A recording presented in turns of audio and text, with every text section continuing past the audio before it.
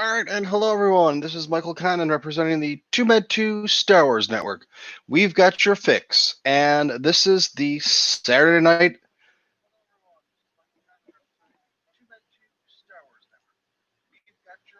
That's me. That's me. Um, yeah, whatever I said, twice, I guess. Um, we got your fix, and this is the septic tank. I guess Chris wants to know what time the 10 o'clock septic tank starts. Whenever the fuck I feel like starting it, dude. How's that for you, Mr. Smarty Pants? I should go ahead and say that this is brought to you by my patrons on the Patreon. We might as well just start off with Chris King, Rural Farm Boy, Girl Kylo, Boy Kylo, and Rez.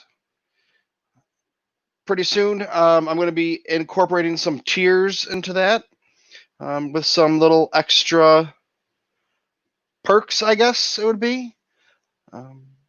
If you are already a member or a Patreon or a patron, I guess I should say, it's not going to really change anything for you. It's just going to maybe make it better. We'll put this on here. There you go.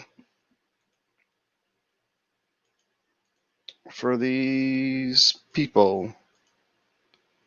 And it's not working.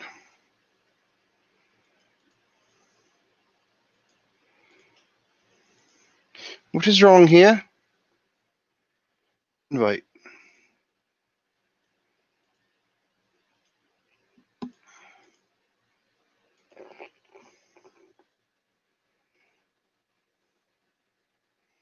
All right, there's that for you guys that want to hop in here and join in. So we have Chris King, who I don't know what he's talking about. Maybe he wants to be banned. Ronnie's here. Ronnie cannot follow the podcast on Podbean, I guess. Mr. Rez doesn't know anything. And we got a couple looky-loos. And that's cool, too. So I don't know if anybody wants to come up on here and talk or do anything. Don't really have anything planned for today. I mean, a lot of times, I shouldn't say a lot of times, but there's some times that I have a game planned, whether it's Trivial Pursuit or Escape from Death Star we've been playing lately. Just to see what's going on. So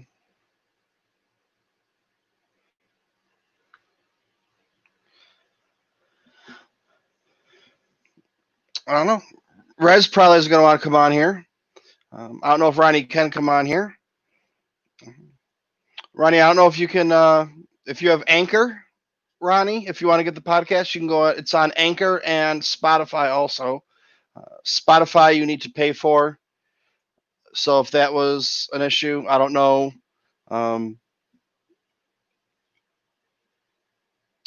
Podbean is just an app to download. So I don't know what's going on with that.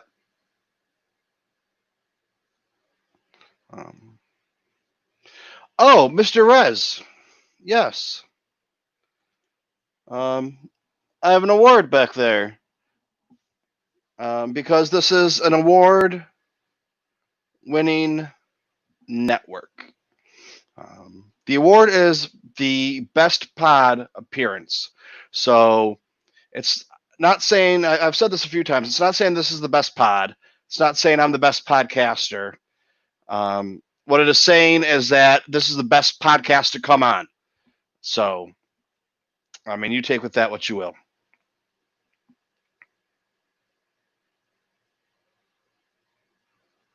Ooh, Chris knows how it is here. We don't fuck around. You know, there's strict rules that must be followed. They may change minute to minute. And depending on who you are, depends on what kind of rules are enforced or made up on the fly. So yeah, I don't see our buddy Pete in here. Our buddy Pete holds the record. I'm not sure if it's 3 or 4 times he was banned from here in one day. And then although he was banned today from Rebel Radio, he got banned from that one today.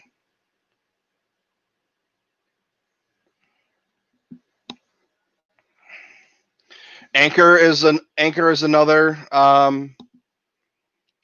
podcatcher, just like Google, but I'm not on Google. I am on right now. I'm on Anchor, Spotify, and Podbean. Spotify you need to pay for.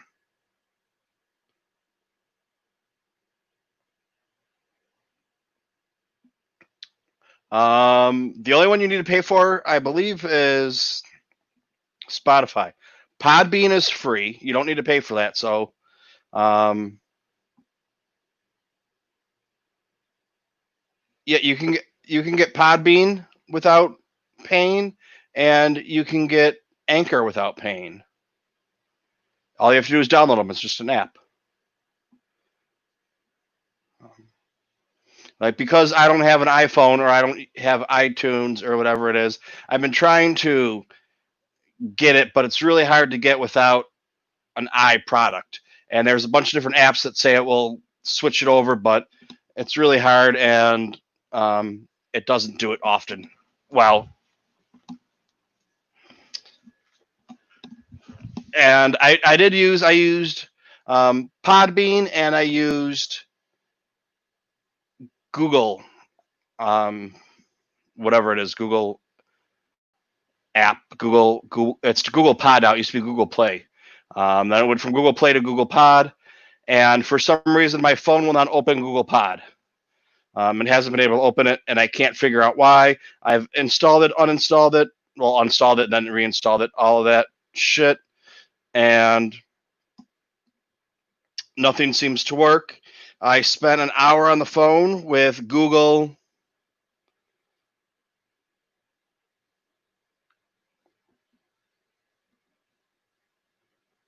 Is it going to open? Nope, still won't open. I spent an hour on the phone with Google Tech, and they just got sick of me because they're dealing with one person that can't get an app to open. I've cleared the cache. I've done everything. So I took everything that I had on there and transferred it over to Podbean, but I can't even get on there to check and see. And I went on the computer to check and see a lot of ones that are newer that don't want to pay the couple dollars a month, or it's actually like $9 a month to be on there, unless you get a coupon, and then you can get whatever. It doesn't matter. They a lot of the newer ones aren't on there because they don't want to pay. They just prefer the free ones, which I can completely understand.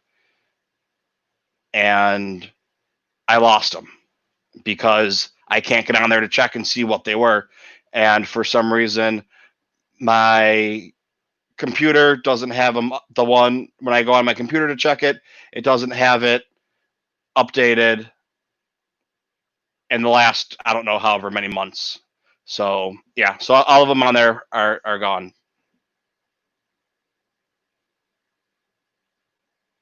I literally asked Google. I went to Google Tech Support and asked them why my app won't open, and they went through all of the troubleshooting with me why the app won't open. And after an hour, they finally said, there must be a problem with the app. Give it some time, and it should work itself out, was their final answer that they gave to me. And then a few people, like I had posted it on Twitter, and a few people said, hey, we use it and it works. Yeah, they really just Googled it. And I Googled it to try and find out. And I went on to watch videos and everything on how to fix it. And really nothing seemed to work. So,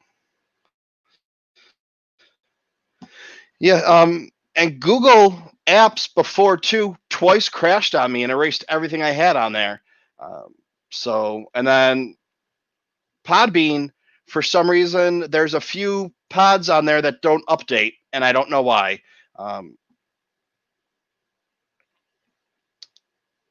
Like it will have them on there, but it doesn't put them to as new episodes. I have to actually go through and search.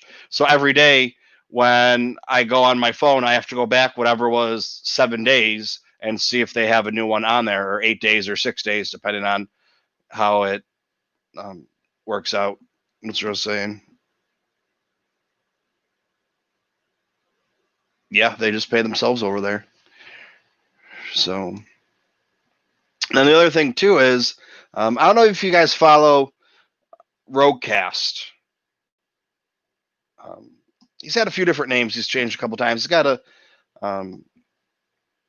anyways, he's got a YouTube channel, and he's doing a novelization and movie comparison, which one's better. And they did last week episode 1, and today episode 2 just posted. And he had already posted 1 when it came out, when he asked me about it. And I was like, yeah, he asked me if I wanted to do a video with him. And he said, asked me which one was my favorite. I told him that 3 was my favorite. And he's like, okay, we're going to record it, this Wednesday coming up. Told me, so like 3 days from now, 4 days from now. And I was like, okay. I didn't watch episode 1 yet because I didn't want to watch the video that he did when it came out. So I reread the book. And I still have to watch the movie over. So then I can watch the video. I'm about halfway through episode 2, novelization, and then watch that. And then on Wednesday, we are recording episode 3. So between now and Wednesday night, I need to finish reading episode 2, read episode 3. The new book for Alphabet Squadron comes out, read that. So I have, between now and Wednesday, I need to read 2.5 books, watch 3 movies, and do everything else. Psh. He said, is that enough time for you? I got nothing but time, dude. They're still keeping me out of work. I went to the doctor the other day, a new doctor, because I, kind of got to start going through all the specialists now and shit. And so we all know I've been out sick, and I couldn't get an appointment with the doctor, so I couldn't get tested, especially in New York City. Unless you were dying in the hospital, they didn't give you a COVID test. So I got an antibody test done, a couple weeks ago, and it came up negative, but I'm still having respiratory issues.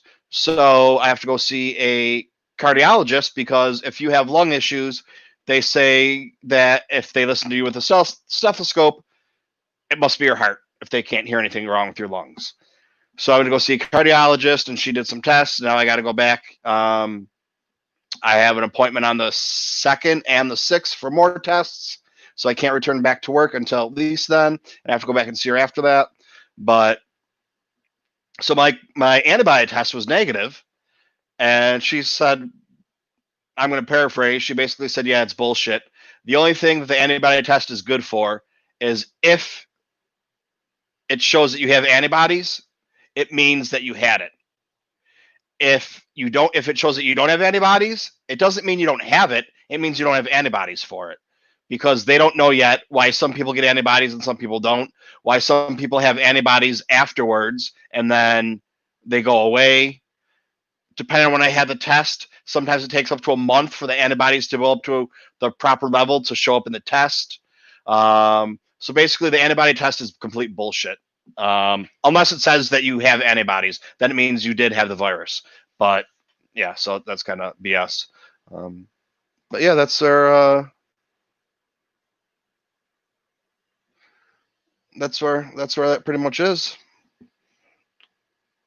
So yeah, so if I well, I was trying to figure all this out with the apps and with my phone. I decided to drop myself onto Podbean. So now it's on Podbean, and I figured, I was taking, when I do the interviews, so or I have the guests, the featured guests or whatever on, and talk with them when I was first taking it and put it on the making it into a podcast, I was just taking the whole goddamn thing and fucking putting it on there. And I was like, some of them are long. Some of them are like 4 hours long, 5 hours long. Nobody wants to listen to a 4 or 5 hour podcast. Especially since I'm not, like you guys would. My friends on here would. The people in the chat would probably listen to it. But other people that don't know me are going to be like, a 5 hour podcast. I don't want to listen to this shit. What the hell is it? So some of them I had to actually break into two because they were so long. I couldn't support uploading it to it. So I broke it up into two. There's a couple of those on there. And then I just decided, you know what? I'm just going to take the talking with them or the interview, whatever you want to call it, and I'll put that on there. And now that I did that, since I was now putting them onto Podbean and had to, in one night, I uploaded 31 of them, which took fucking forever. That's also why I'll get into my computer stuff in a minute. I listened to a few of them and I was like, you know what? And I've said this before, if you're watching the video, it's fine because you're actually seeing the video on YouTube. And when there's a break in silence or whatever, or just whatever it happens to be, you understand what's going on. But when you're listening to it, a lot of times it doesn't transfer very well because you can't see what I'm doing. If I'm sitting here, if I tell you, hey, I'm going to look at this up on my phone right now, and you see me looking at my phone and you're watching me, it's not that big of a deal that I don't say anything for 10 seconds because you see what I'm doing. If you're listening to on a podcast, it really sucks. So I think what I'm going to start doing is actually put in a little bit of work. And when I take that and transfer it over to the podcast form, I'm actually going to edit it. So yeah, you guys, you fucking got me doing more work now. Thanks a lot, you filthy animals.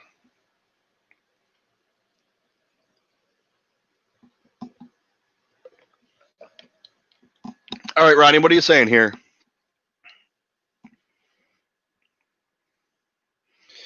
Yeah, you went to the wrong one. Anchor, you don't have to pay for. Anchor is free. Podbean is free. Unless you want to. Anchor's free no matter what. Podbean, you can go on Podbean and you can pay for Podbean, but you're not paying to have an account where you can listen. For Podbean, when you're paying for it, you are then paying to make a podcast. And the more money you pay, the more perks you get. But, it's $9 a month to put your podcast on there. And they do the same thing as Anchor, where, they give you your RSS code and they distribute it for you for everybody. And you can get a coupon, so it actually ends up being like $4 a month. So to do all that work. So I got two of them. I got Anchor and I have Podbean. But Anchor right now, Anchor is supposed to, so I signed up for Anchor, and as soon as I had one person listen, they got me onto Spotify also. And then Anchor is supposed to go and hook you up with all of the other podcatchers. But because of COVID, Anchor doesn't have the people right now to do it. So it says right when you go to look and see what the distribution or whatever the hell I'm trying to say is, that I'm trying to think of the word now. Because of COVID, that they're not doing it right now. That you just have to wait. So that's why I went on to Podbean and I was like, okay, fine. And then, but now I need to go to Apple, and Apple's the whole thing. You need to apply. They need to listen to you and whatever. So it's just like, okay, when and then I got to figure out if I have to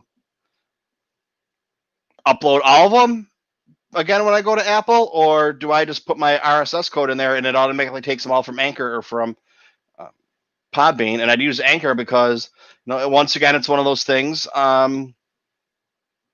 You throw a couple of commercials on Anchor and you talk about how great Anchor is so people can use Anchor. And people pay Anchor for commercials, and then Anchor gives me half of a cent or a quarter of a cent 0.25 cents every time somebody listens. And it's not like when Anchor does it. Anchor, I know this, people are probably fucking bored. Like, what are you talking about? You're just sitting here talking about podcasting and shit. But like when you sign up for Podbean, they go by downloads. So if you download it, or you have it where it automatically goes to download because you're following me on Podbean, it counts as a download. It doesn't matter. It's done. Anchor, you actually have to listen to it, otherwise it doesn't count it. So there's that. But I don't really know how it works. I mean, Anchor is better. Anchor is better than what? I mean, what kind of phone do you have? Do you have an iPhone? If you have an iPhone, I was eventually go to iTunes or whatever, but that doesn't do anything for you because I'm not on there yet. But yeah, Anchor, just go to Anchor, download Anchor. There's gonna be 3 things on it. It says like discover, start your pod, and something else. You go to discover, you put in TooMedToo's, I'm gonna come up, and then you have 21 episodes you can listen to right now. The first, I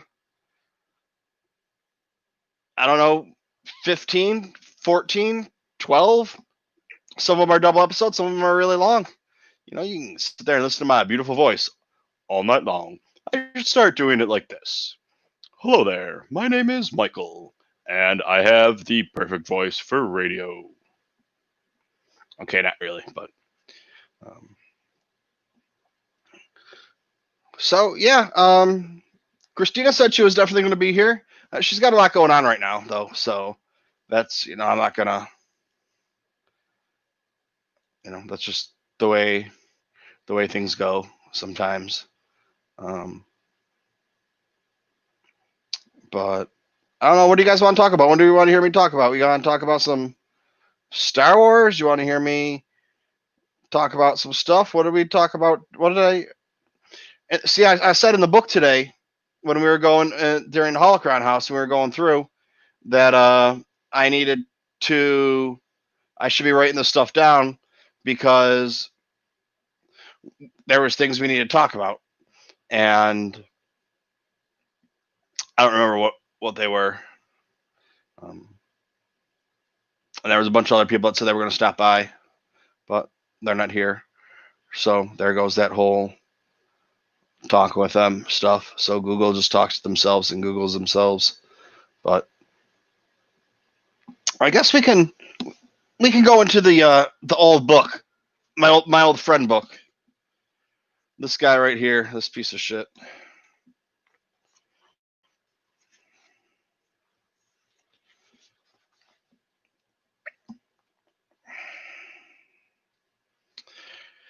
All right. I think I started this one, but I don't think I did it last week. The 5 most irritating improvements is in quotations, on the original trilogy. And this is from that hater asshole. Once hailed as a creative genius for weaving a fantasy world that many fans became attached to at a very young age, George Lucas became a pariah when he released the special edition of original trilogy in 1997. This is true so far, okay. He then added insult to injury with more changes in a 2004 DVD release of the original trilogy. Okay, well, we already know that this guy he's writing a book of best lists. He's not biased, or he is biased because he calls him a pariah, and then he says, it's insult to injury. So whatever he's going to write about is skewed to he's a douchebag. What was so bad about the special edition release? Well, George had a version for the Star Wars movies that special effects technology just wasn't up to in the late 70s and early 80s. Once the technology caught up with his imagination in the late 90s, however, George saw the opportunity to go back and fix, in quotation marks again, his movies to bring them more in line with his original vision. Okay, this is one of those other conversations.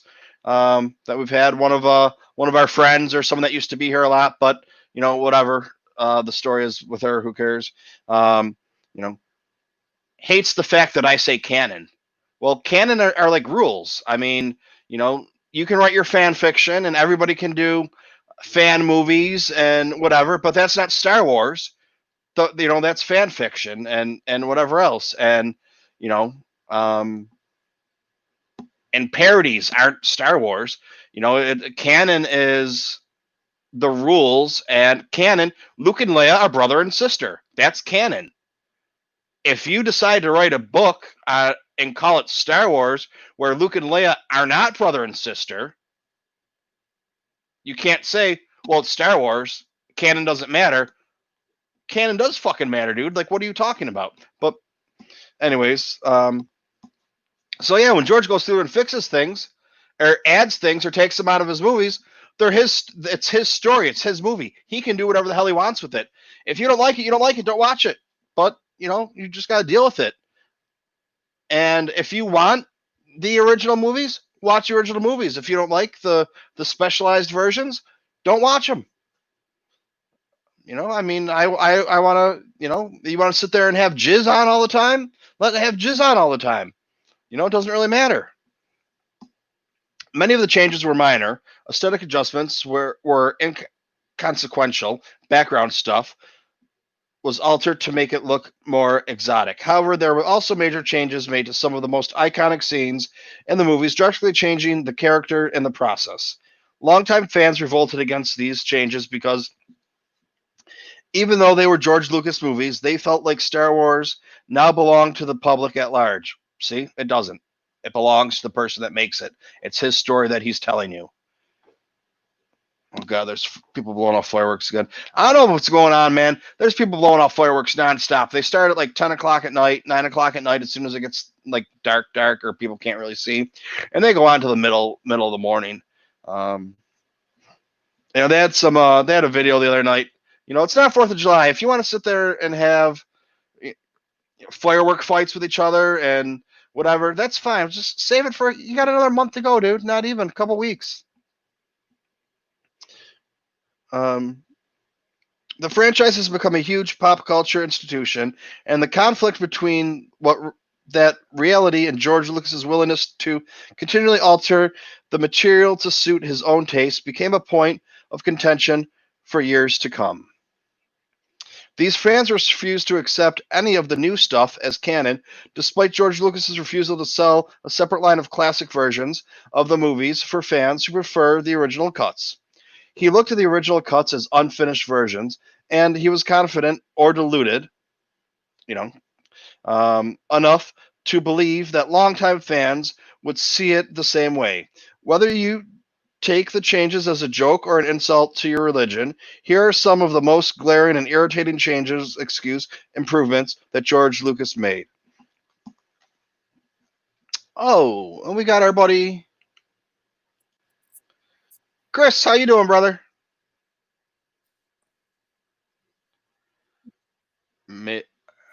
Hello, Chris.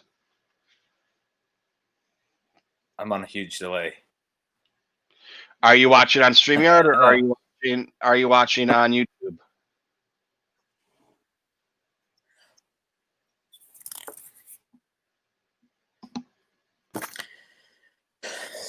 I'm watching on YouTube.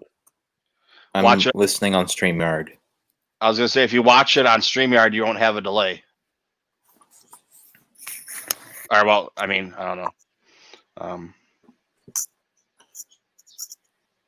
You just switch everything over to StreamYard, and then you're further ahead on YouTube than you are on StreamYard. Really? Okay, I don't know how that works. That ain't working. Maybe you should try again.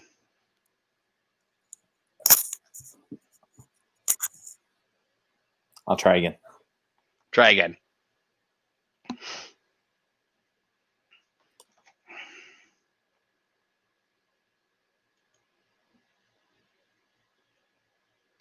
Oh, we have Patrick in here.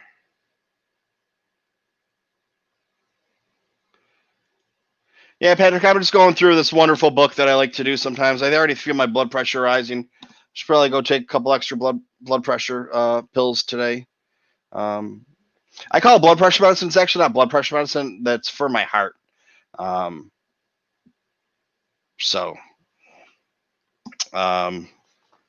yeah, this you just got here, so I'll let you know.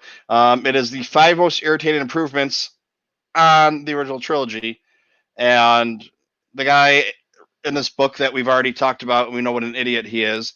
He's already called George Lucas a pariah, insulting. I forget what the other one was. He had an insult to injury. Chris, how you doing? Is that better or not? No. Still not working. No, not better. Are you wearing a Pac-Man shirt? All right. Try something else. I'll be back. All right.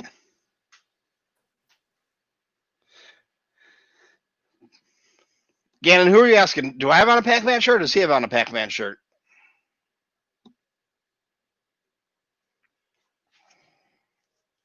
Yeah, so basically this guy just went through it. He basically just shit on everything and said about the annoying. And there's some things I do not like about... no, this is not a Pac-Man shirt. This is a Millennium Falcon shirt.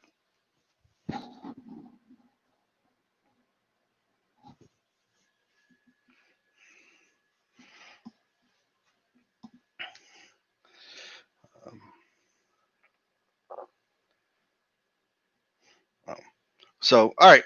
Anybody in here? We'll get back to this book in a second. Maybe when Patrick comes on or when Chris comes back on. Did anyone watch Artemis Fowl? It's the movie that went on to Disney Plus this week. It was supposed to go into theaters, and obviously there's no theaters.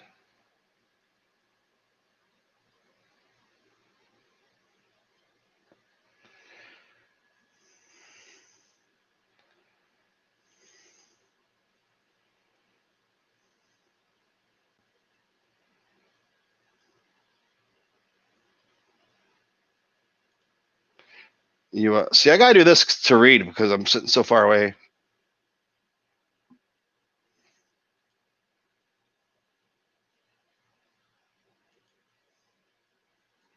All right, what do you guys think about it? I thought it was enjoyable. Obviously geared towards kids. I never read the books, so I can't say the books. Not the best movie, but then again, it was a Disney kids movie, so you go into that knowing it, and I wasn't expecting it to win Oscars or something when I saw it.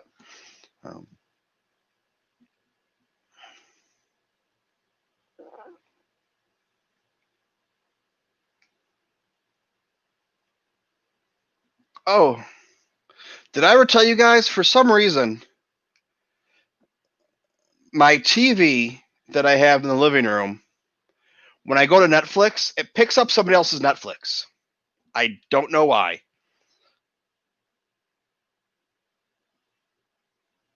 So I went and I watched some really weird stuff on their Netflix, or just put it on, just so they'd be like, "What the hell? Who was watching my Netflix? I didn't watch this."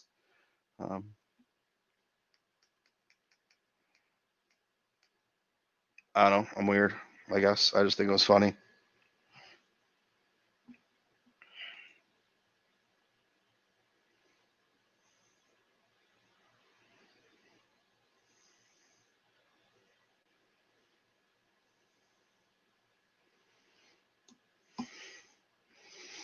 And yeah, like I put it on and watched it with Danielle.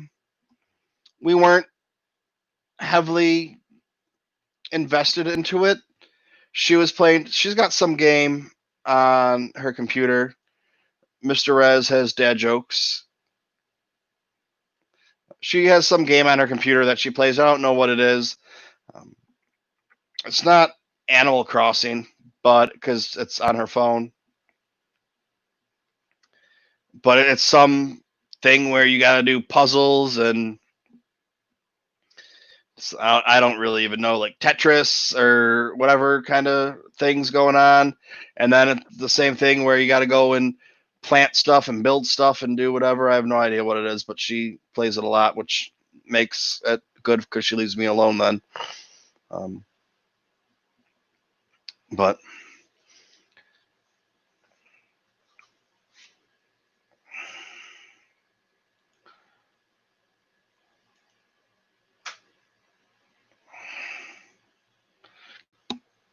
Kylo's here. I don't know what Dig Dug is.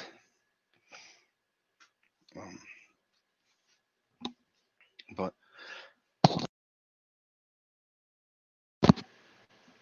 Chris is still trying to figure out how to get on here. So, all right. Getting back to Douchebag McGee's book. Number 5 for the most annoying improvements. All the new critters running around. Through most of them, thankfully, didn't affect the story in any noticeable way. The original trilogy is now overrun with all manner of CGI creatures that didn't previously exist. Most of them were thrown in the background of the existing scenes, making them jarring, out of place with the dated special effects they're around. From the big cow things and stormtroopers were riding, searching for R2-D2 and C-3PO on Tatooine, to the assortment of creatures running around Luke's speeder as he and his friends approach Mos Eisley, to the frog thing that eats a bug and then belches outside Jabba's palace. In Return of the Jedi, these things take you out of the moment and ruin the experience of so boldly demanding your attention.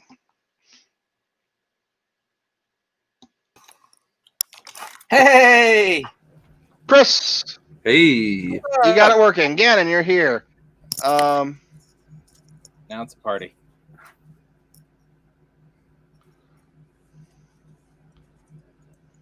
Oh no. My adult man card's being revoked.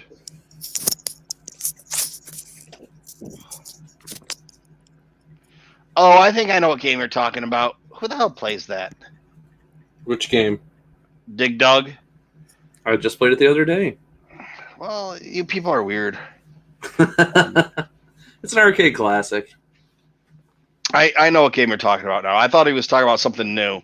See, like when I'm talking about something new that you play on your phone and somebody's like, oh, yeah, check out this. It's like an old school arcade game. I got to go back to Atari and think back 40 years. You know, it takes me a little while to get there. But, all right, so did you hear me talking about this idiot, this book guy? Book guy, if you ever see this, yeah, you talked about that. Stuart Carapola, if you ever want to come on here and talk about what an idiot you are, feel free. Isn't that the same guy who said General Grievous has force powers? Yeah. Yeah, same book. But yeah, he talks about he puts improvements in quotations and calls George Lucas a pariah and insult to injury. And it's like, if you're writing a book, you would think you'd want to be somewhat unbiased. Like you'd give us the facts, even if you're writing like a list book like these. But I mean, as we know, he's not very good. And it says he's a lifelong Star Wars fan. And I don't know who it was. I think it was one of you two, or it could have been Pete from Jan Transmissions. Looked at his website, and he just laughed. He's like, "Yeah, it's garbage. It's all. I hate Star Wars." He was the Fandom Menace before there was Fandom Menace. Oh, jeez. I mean, that's how he made his money. He sold the book. He's got a website that. Yeah. I mean, I don't know. So he found his niche. He sold the book to people that don't like the changes and shit like that. So whether or not he's just a piece of shit sellout, or that's how he really feels. If that's how he really feels, I feel bad for him. At the same time, it's kind of like, if he doesn't feel that way, he's just lying to everybody just to make money. Yeah. You came across this book and bought it for research purposes? No, I bought it because I was like, cool, a book of Star Wars lists. And then I started reading it the first time on here. either this or the Bacta tank, and I was like, what is he talking about? Like, It's a this doesn't giant make any opinion sense. piece. This isn't lists. Yeah, it's like, here's a list of my opinions. It's not, but I mean, I don't know. I mean, I guess if we make a list, it would all be opinions, but it's not. It's very one-sided. Everything's anti-Star Wars. So he's talking about how. All right. Now, anyways, it says from the big cow things that stormtroopers ride. He doesn't even. Oh my god. You're making a list book and you don't even know what that is? They're dewbacks. Like, this isn't even something hard to find. And there was still one dewback in the original movie Star Wars before it was called A New Hope, before 1997 or 2004 when there were changes in it. There was still one dewback in it because that's all they could afford. And then once George decided I can afford to do it again, he put a bunch of dewbacks in there. So this isn't a new. So this is a new thing. It's new that there's extra added into there, but. Like, and then why does it really bother you that much that there's a frog eating a bug outside Jabba's palace? It's kind of funny. I mean, I understand if you want it to be like, I kind of agree with them that I should be able to watch original Star Wars if I want to, the way it was made in the theaters. I should be able to buy that and watch it. And then I should also, if I want to, watch the new versions with the better CGI and everything. But that also gets into what I was saying earlier, with canon, then what's canon, because I'm sure he's going to get into it here, but hang on, let's see what this one's really quick. The monster in the Sarlacc pit. Being 30 feet wide, lined with rows upon rows of razor-sharp teeth, the possession of long, grabbing tongue apparently didn't make the Sarlacc menacing enough. So when George Lucas reworked The Return of the Jedi, he decided to try and spruce it up a bit. So Jabba, his buddies, and the captives get the Sarlacc pit, and the fight breaks out before the victims start drawing close to the pit itself, something, and blah, blah, blah. Piranha plants from Super Mario in the middle of the pit, hungrily snapping at the ankles of anyone unlucky enough to fall into the clutches. Not only did the addition of the piranha plants make the Sarlacc look a lot sillier, it actually took away from the scary factor. I never thought the Sarlacc was scary. No. And once again, you would know that the Sarlacc is a creature that found a hole to go live in because he fit inside of it, just like a clam does for a clamshell or whatever. But so it's a book about lists, and there's actually no lists. I mean, there are. It's the 5 most irritating things. That's the list. That's what list. That's what the list is. And then there's a book. So I've never really understood, because that's obviously not officially licensed, but they can still write books. They can still write and publish a book about Star Wars even though they don't have a license. How does that work? I guess so. I mean, I don't know. I should look into it. I have some writing to do. Yeah.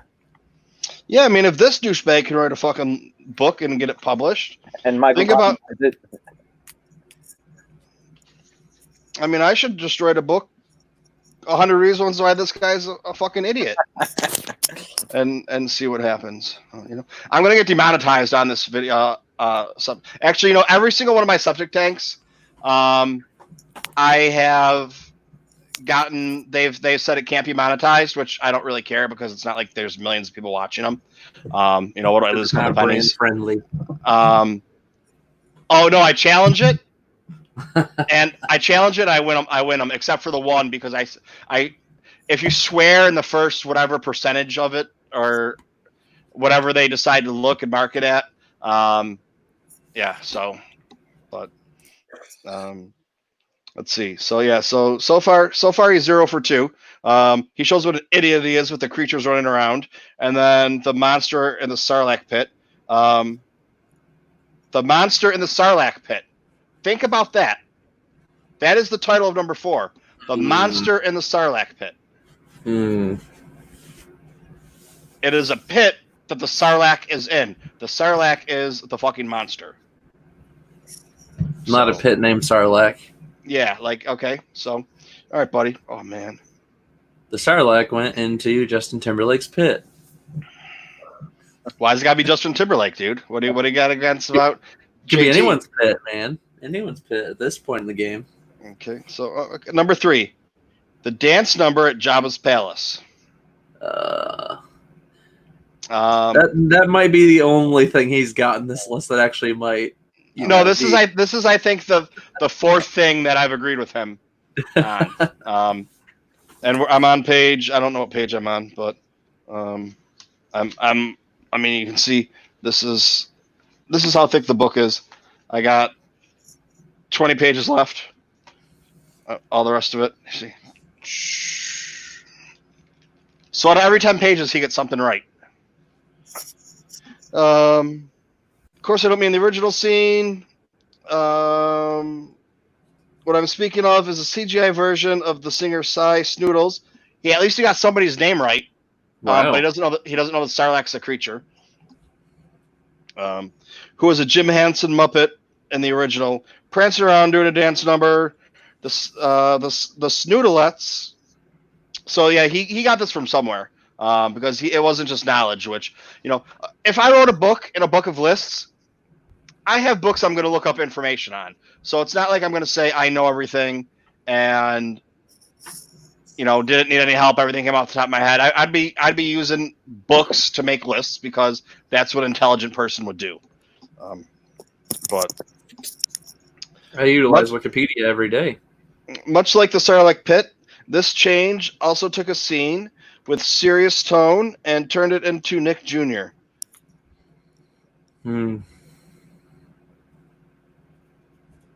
It was gritty and seedy. Seemed like the perfect background atmosphere for an erotic dancer being sent to her death. To be really to write a book. Dude. Yeah. Way too upbeat for the den of vicious gangster.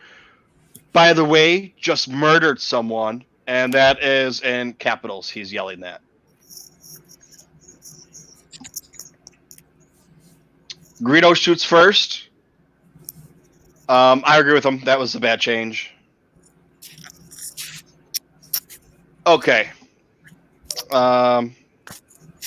Number 1. The ending of Return of the Jedi.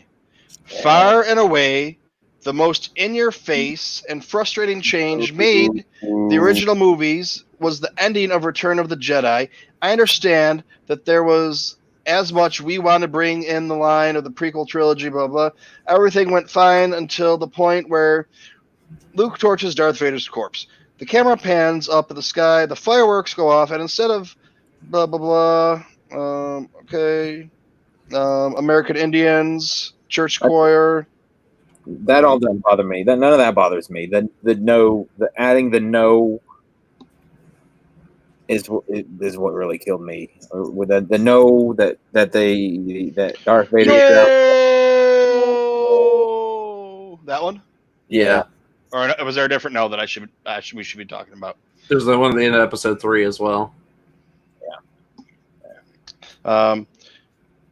The original didn't focus on the rebels and the Ewoks celebrating within the Ewok village, but the special editions we get to see celebrations on Naboo, Coruscant, the capital planet of the Empire, complete with fireworks and cheering crowds. Forget for a second that the Death Star had just been blown up mere hours earlier. Whereas the destruction had apparently already spread across the galaxy, everyone also apparently had plenty of fireworks and ships, blah, blah. Perhaps the most noticeable change. Let's see if we get... However, was the Jedi ghost Luke saw when he returned to the Ewok village. But the original movie had old, fat Anakin, played by Sebastian Shaw. The special edition version still includes all 3 Jedi, except Hayden Christensen had replaces Sebastian Shaw's. They didn't replace Shaw with Hayden during the Vader death scene. It didn't bother me a whole lot. This was probably done to make match. Okay, so I mean, you guys are lifelong Star Wars fans. Did that bother you? No. I mean, I don't know. I probably, if I had to pick one, I would have picked the original one. But no, it doesn't bother me. It's whatever. The best reference I see in the new canon now is after the Grand Inquisitor is killed. We see him like kind of in a weird situation back on the Lothal Temple, where him and other Jedi Temple guards defend the Lothal Temple. It's kind of that same sort of situation where he goes back to not necessarily being good, but taking a more defensive stance and protects the temple, which is kind of like a Force Ghost sort of situation. So that's how I kind of saw it. I was like, well, if he can go back to being how he was as a temple guard, then why can't Vader go back to how he was as a Jedi previous as well?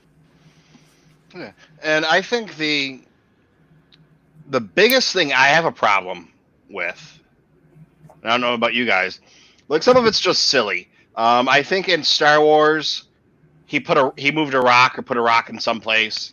Oh yeah, the R2D2 thing, which is that's just kind of silly, but that goes with the creatures. It doesn't do anything. And look, I thought I had something here, and I guess I'll be right back, but I'll still talk.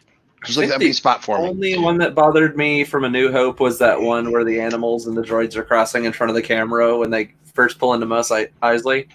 That one's kind of sort of distracting because it's taking away the focus from our main heroes. But I mean, it's not a huge glaring issue. I mean, at least you could still hear everything going on, and it kind of gives you that that feeling that things are busy around that area. And if you're here in the chat, make sure you do all that stuff. Like, share it on your Twitter. Get some people in here watching and talking, so we can fight with them. Them arguing. Yeah, and if you disagree with us, please let us know what you think in the chat. We want to hear it. Yeah, I won't fight you. I mean, I will, but that's what the Septic tank's for, man. Oh shit! I'm dropping stuff. But the thing I did not like, and I'm still gonna watch Star Wars. I still love Star Wars. It didn't ruin my fucking childhood. I'm not a little bitch. Which if you're a bitch, that's nothing against if you are. If you're a bitch, own it. That's fine. But I would have to say is Jabba the Hutt being in Star Wars A New Hope. That one still bothers you? It just takes away from... We don't know who Jabba is. We're waiting to find out who Jabba is. And, who's this badass guy? And then we see Jabba, and he's not that big. He's not that bad. He's not that menacing. He looks... He's the same... It'll be better off, I would say. I mean, in graphics, let's be honest. In Return of the Jedi, he's big. He's really big, yeah. He feels kind of short when they show him in A New Hope. Yeah, he's like this big blob boss, kingpin, that's 20 feet long and 10 feet tall.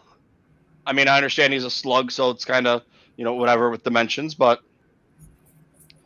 then you see him in A New Hope, and Han steps on his tail. Yeah, I understand that, Han and him have this relationship because Han's the best smuggler and has always been good to him. So it's kind of like, your boss, if you've worked with your boss for a number of years, he's still your boss, but you can get away with a bunch of shit.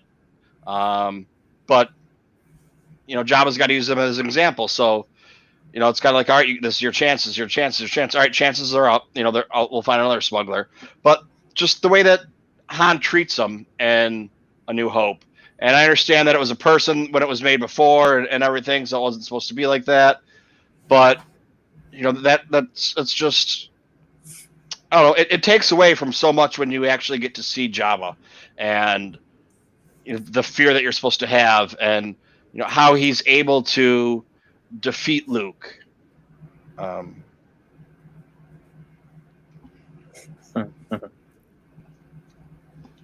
don't know. That didn't. So I assume everybody's already seen the behind the scenes where they were like, "Oh, let's just have him step on his tail." Yeah. That's a great idea. So I don't know. It didn't bother me that much, but that just kind of goes to show you how things it just happened.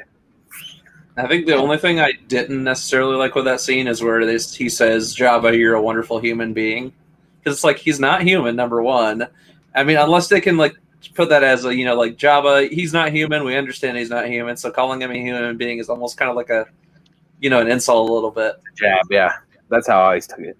Yeah, that's how I think it was supposed to be. You're I was going to say something, but that's kind of an off-color remark that people say, but I'm not going to say it because I don't want to start any shit. But just to use an example, but yeah, it's you're a wonderful human being to something that's not a human being.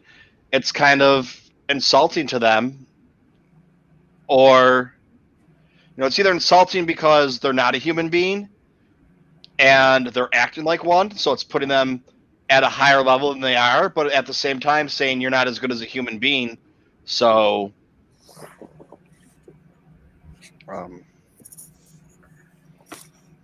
by the way, one of the things that you said earlier today that you wanted to talk about was make Solo happen. While we're on the subject. Yeah, Michael. Okay. I mean, Star Wars lucked into a fair amount of success. It just gets to its right place, right time. I guess you're right, but there was a lot of luck that happened with things in the movie and the way that they went, and Marsha Lucas editing it after it had already been made because it was crap, and her spending weeks or months or whatever it was completely redoing the movie, and her input on who knows what we would have got if she wasn't around, if they would have already been divorced. Delilah, cut it out. If they would have already been divorced and we didn't have her in there for the original trilogy, and no one to actually reel George in, what would we have gotten? That's the thing you got to think about. We would have gotten I'm watching episode 1 right now. Well, it's on in the background. I'm not actually watching it. Well, I mean, whatever, semantics. But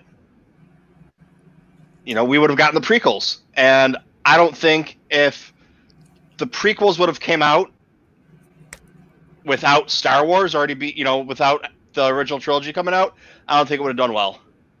It was the fact that now we're getting to see Obi-Wan as a kid, and where the origin story, and if it would have started that way, it wouldn't have it would have caught on. So I mean, there's a lot of things that it came out at the right time, and there wasn't a lot of hope in the world because of Vietnam going on, and when it was made, and I mean just so many things that I don't know. I mean, I guess it was lucky. I mean, I don't know. It seems kind of weird though to say it was lucky. I'm squeezing these fucking junior mints. They're coming out all over me. That didn't sound right. I mean, that's a comment you can make on the septic tank, and that's perfectly fine. So. Mm-hmm. You've been warned, bro. You've been warned.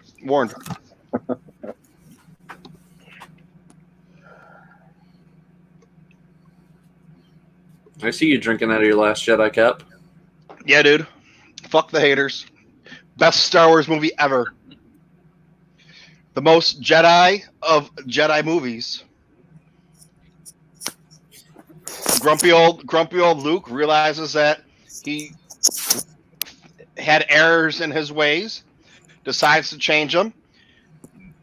It's too late to change them. Not too late, like actually too late, but too late because he just went and saw Skype hand-holding and loses his shit. And, has a hissy fit, and now it's too late because they're off and gone, so he can't go and come back and help. So he does the only thing he can do. He does the most Jedi thing, and he defeats an entire army by being a pacifist.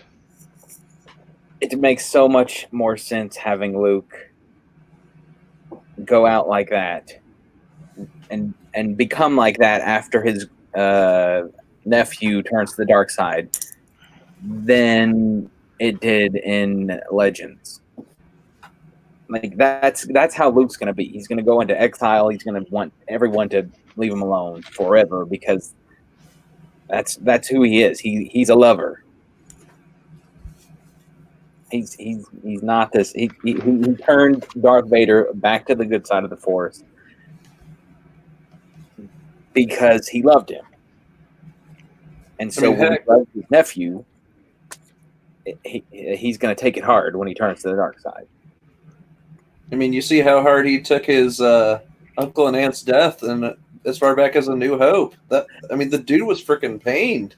You could see it in his face when he looked at those twin sons, man, and you felt that. And you realize, like, from even that early on with the character, it's like you could tell he wanted to make independent decisions, kind of be that loner, but still a lover. Everything has been set in stone from the beginning. You might not like the execution, but it's definitely there. Yeah. And I mean, think about it. If everything you try and do in your life, you fail at. And I understand we get from Yoda that failure is the biggest teacher.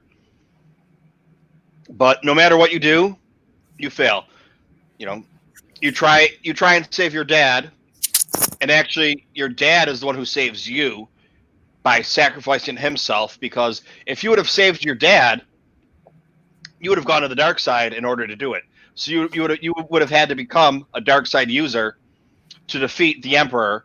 So the Emperor would have actually won, because you would then be evil, and your dad would be good, and so your dad sacrifices his life so that you do not become a dark side user to defeat the Emperor.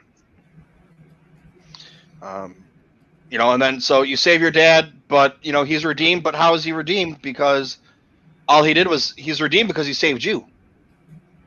But he's still a war criminal and a horrible person, except for that one good act.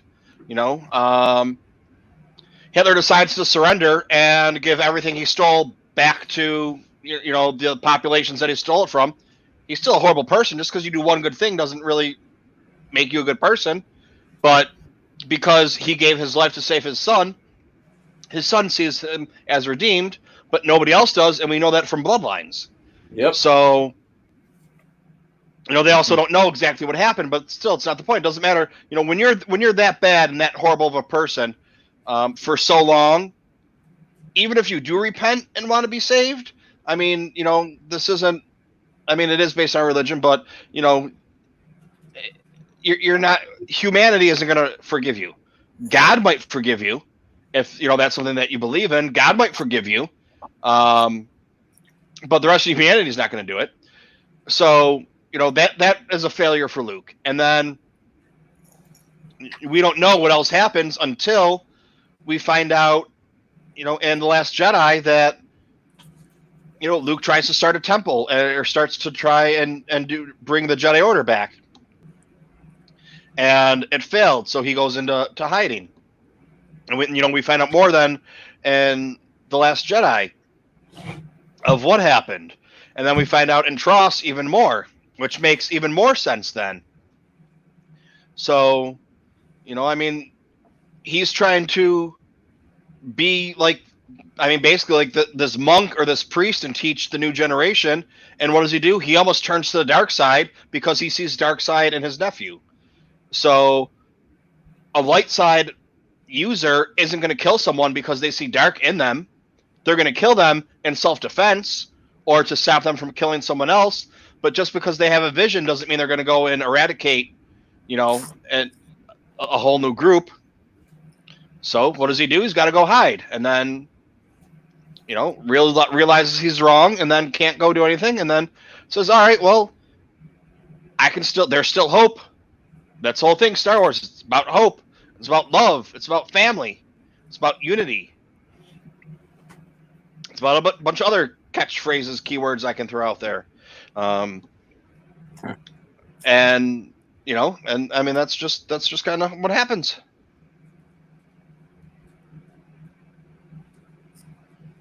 But yeah, so make Solo 2 happen. I think we started talking about it a little bit when I was doing the Holocron House. There's a lot of things that came up, but yeah. So I think I've talked about it on here before, or with you guys before. I want to see how Netflix did the Marvel with Daredevil and Jessica Jones, Luke Cage and Iron Fist, and they each had their own individual series. And there was a little bit of crossover where there might be a person, I don't know her name, but I don't know her name in the show, but Rosario Dawson. I don't know her nurse, whatever her name is. And you know, so you have a little bit of crossover there, but so you have Crimson Dawn. So you get a whole season or a couple seasons with them, and then you get Han and Chewie on their adventures working for Jabba. You know, you can get a bounty hunter thing going on. You can get what am I forgetting here? There's, you know, they can do 2 or 3, they can do 6 or 7 of them, and you know, run it for, all you gotta do is run it for 2 years. But even if they do 4 and it's 8 episodes long, there's 2 months and then a break for a month, and then 2 months and a break for a month. That's 2 years straight of content, with the 3rd year being them all coming together. And you know, you have a little bit of crossover. Okay. Which we've heard rumors of a potential move in that direction from Lucasfilm. Well, I've been saying separate stories and then come together in one major event, almost like an Avengers. Yeah, I've been saying that for a while. That's what I want, not necessarily the movie, even though I think the movie would be great, because you know, Disney's got their head not up their ass anymore and realizes that, you know, it was their fault. It wasn't the movie's fault. It was their fault for, you know, I don't think that the time in between movies was really an issue. I think it was the lack of marketing behind it. I mean, I've told you guys, I was at Good Morning America the day that the trailer premiered. One other person there was wearing a Star Wars t-shirt. They said that they were a big Star Wars fan, but they just happened to be wearing a Star Wars t-shirt. They didn't know that there was a movie coming out, and they didn't know that there was a trailer that day. So it just happened to be one other person out of the however many people were there that had on a Star Wars t-shirt. I was the only person there that was there for the purpose of seeing the movie, or seeing the trailer. Which trailer was that? The Solo trailer. Solo trailer, okay. Which just goes to show you that I'm the only person that was there to see it. Where was, you know, the hype for this? You know, there was no marketing for it when no one knew. And then even when the movie was out, people that, you know, not to get into the, you know, oh, I'm a fan, yeah. Oh, what's that Dark Vader guy? You know, well, it's Darth Vader, but you know, oh yeah, you know, I don't even know one of the most popular, most iconic characters' names, but I'm a Star Wars fan. You know, I'm not going to take it away from you that you're not a Star Wars fan, but you know, you're just a different level of fandom than a lot of people that are fans. Yeah. Which we talked. Yeah, I was talking to somebody. Am I on a delay again? I'm sorry. No, you're good. Same deal. They were confused. They said, well, I used to like Star Wars, but then they started jumping time periods, and I got confused, and so I jumped off. So I think there's a lot of that going on. Disney wanted Star Wars to be Marveled too badly, and they wanted to just pump stuff out over and over. And even me, as a huge Star Wars fan, I'm okay waiting a year, like in between, that just builds up more hype. So I'm fine with that. Star Wars is just not going to be Marvel. And I even think after all this, COVID-19 stuff, I don't know if it's just me, but I feel like not even a lot of the Marvel community now wants necessarily as many movies. They're kind of okay waiting too. I've hardly heard anybody say, "Oh my God, Black Widow needs to get here so fast." I've heard none of that. It's been like dead quiet almost completely. You might see some, fans out on Twitter saying stuff now and again, but it's pretty much been dead silent. So I'm thinking even maybe the Marvel community is starting to realize how, a little bit of time does still go a long way. Yeah. I don't know what Andy's forgiving me for. I don't know what I said. I was probably just yelling and going on some tangent or some. And no, I did not. Not yet. What do we get, some trade for trades? Well, things happen. Things go on in this world with people. But yeah, I mean, it's just. I mean, completely changing subject, jumping off to a different subject now. They're going to be able to make movies much faster, much easier, and much cheaper now they have the volume. Yeah, it's ridiculously going to be cheap now. I mean, as long as you got good graphics artists who know the gaming engine really well, and you got good set decorators and good lighting teams and stuff like that, it's going to go a really long way. And I think if you can slash the budget that heavily, you're really going to see Star Wars content coming out faster than ever before. And even if it isn't, on the scale of a Star Wars movie, I think we'd be okay even with, a more smaller, down-to-earth story that, does something completely different. Throw it on Disney Plus. Yep. The Mandalorian, you do not need a huge cast or, giant effects. Well, hang on a second.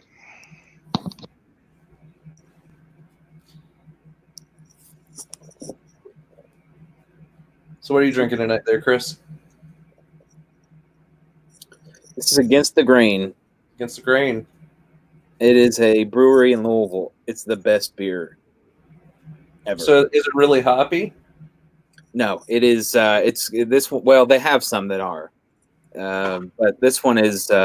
This one's dark. It's like a. It's called the Brown Note. So is it more like a wheat beer? Yeah, it's kind of heavy. It's got like coffee. Oh, it's got like a coffee additive. Yeah. I don't even drink like those energy drinks with coffee added in, so I guess I don't know how I'd feel about that. If you like it, I'm sure I'd dig it too. So it's kind of on the stout side. On the stouter side, yeah. I tend to like some of those beers as long as they're not like super duper like. I'm not a fan of the IPAs. Yeah, nah, neither am I. First time I had a Blue Moon, I'm like, like this is what I imagine cat pee would taste like. Michael, what kind of beers are you into? When I used to drink anything, just any kind of beer, a cold one. You don't drink it all anymore, right? Nope, nothing. Good man.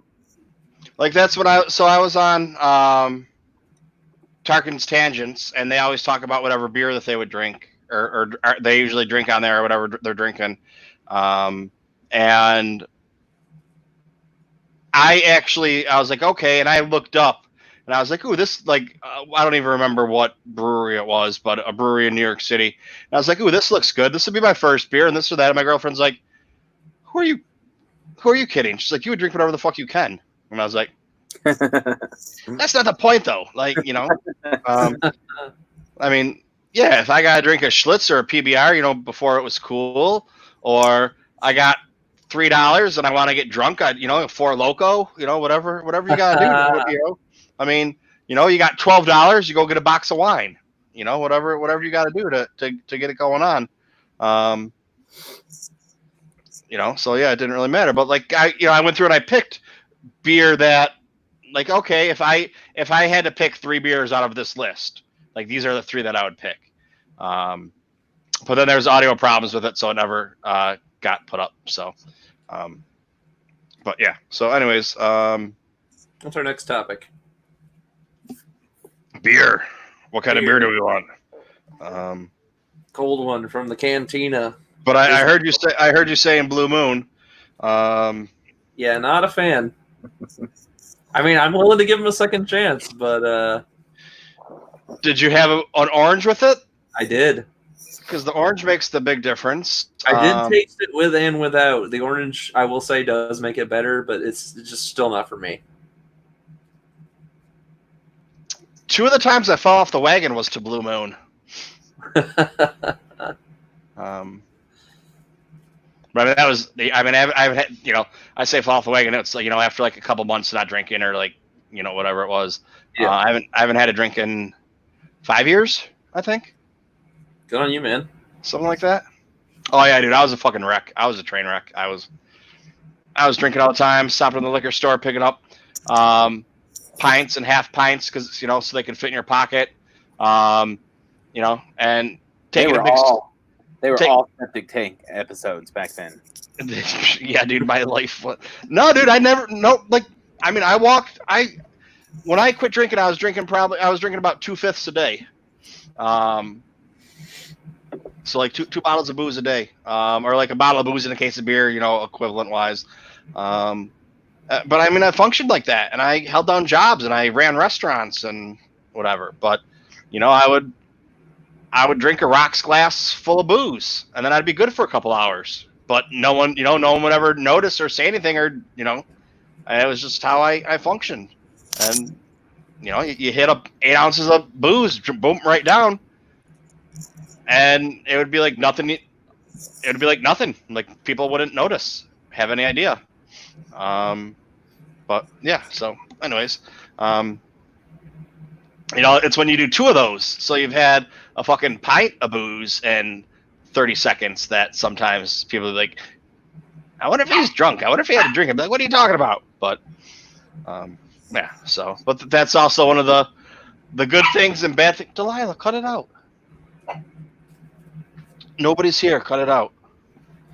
You know, that's also one of the good things and bad things about working in restaurants. You know, and like in real restaurants, like bars that have bars, and yeah, you know, you're supposed to do tastings, and we're experimenting with drinks, and you know, there's a famous restaurant in New York City that's been there for 40 or 50 years. And I was working there, and they only have a couple drinks on their list. And I was like, these drinks are horrible. Like, these drinks are 30 years old. That's why you don't sell any of them. You know, and I redid their drink list, and it's still, you know, it's been 5 or 6 years since I worked there, maybe longer. And the drinks are still on there. And when I put them on there, they were fucking selling like crazy because, you know, but dude, it was great because I was, you know, I'd get done working. And it was such an easy job, but the owners were complete pieces of shit. But I'd get done working and be like, okay, here, let's try this coffee drink. Let's try this hot chocolate. Let's try this. Let's try that. Oh, let's put this booze in a milkshake. Make me a milkshake with this. And then, you know, I'd be like, here, you guys, here, just try a little bit. Let's try this. And they'd be like, okay. You know, all the people working and stuff.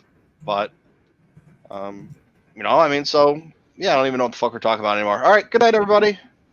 No, but, yeah, so, yeah, I did not get my box, Andy. But, yeah, so that was, you know, that, I mean, that's if you're, a lot of restaurants, especially if they're privately owned or mom and pop places, you know, it's nothing. People have a couple of drinks before they go to work or on their lunch break or whatever. And it's hard to tell, or it's just kind of not looked at. I was working at another place, and it was during World Cup, maybe Women's World Cup, would have been 2000, whatever. 2 years ago. No, so 2018. Yeah, 6. 2014 then. Because I wasn't drinking 2 years ago, so Yeah. it would have been. But it could have been Men's World Cup, could have been Women's. I don't remember. Anyways, I had the day off, and the owner's like, "Well, you need to come in and work tomorrow because we need you to bartend. This is a different place." And I was like, "Well, okay. What time do you want me to come in? Because I'm going to go watch the game." He's like, "Well, you need to come bartend the game." And I was like, "Well, you need to find somebody to work the game. I'll come in after the game." I was like, "Why don't you come in and bartend, and then I'm gonna go out and watch the game with my friends and have a couple beers, and then I'm gonna come in." And he was like, "Okay." I mean, so I just told the owner that of a place I'm gonna go out and drink and then come to work because it's my day off and you're making me come in. I mean, I don't know, like you guys, if you told your boss today, your boss said you got to come into work tomorrow, you're like, "Okay, but I'm gonna come in drunk," and they'll be like, You're like, no. Yeah. So. And then I know the other thing because I was talking about beds. A lot of people Earthquake protection. Yeah. Oh, did you see those? No, but you brought it up. Yeah. They're selling little pads or little like screw dowels with stoppers on the end to put against your headboard, and they show people shaking them with their hands. And they show people with their feet against them, kicking them or whatever. And they're like, but they're being sold so that your headboard doesn't bang against the wall if there's an earthquake. Sure. Oh, no, but yeah, because, I mean, it was just whatever we were talking about. When we were doing the book today, like if I'm home a lot of times, my bed's comfortable. If I'm watching TV, I'm not laying in bed like all cuddled up or whatever, but I'm sitting on my bed. I got the computer in front of me. I'm doing whatever.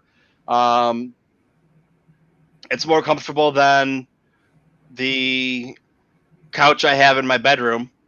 So I'd rather sit on the bed, and it's a better TV, and I like it better than sitting out here in the living room. So, a lot of times, like the way, I don't know, I'm usually chilling on the bed. Have my little work area sitting on there, not necessarily sleeping or whatever. But there was the conversation that just came up about, I have a nice bed.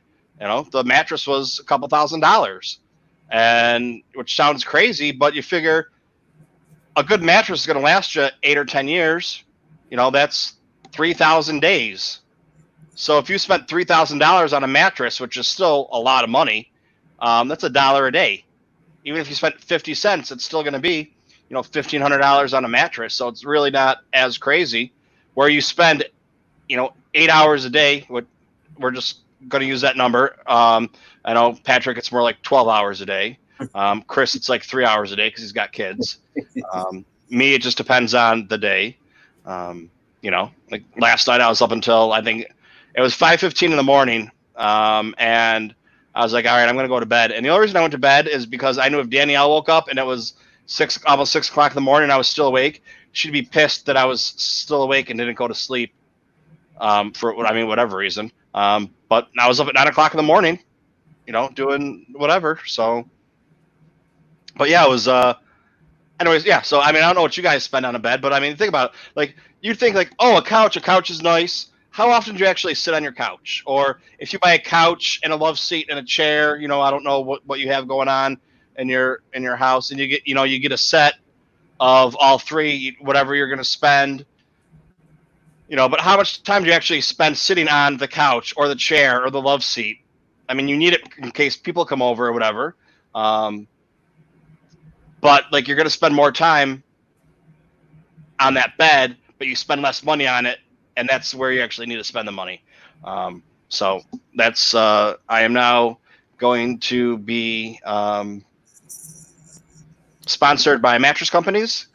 And earthquake protectors. Yes.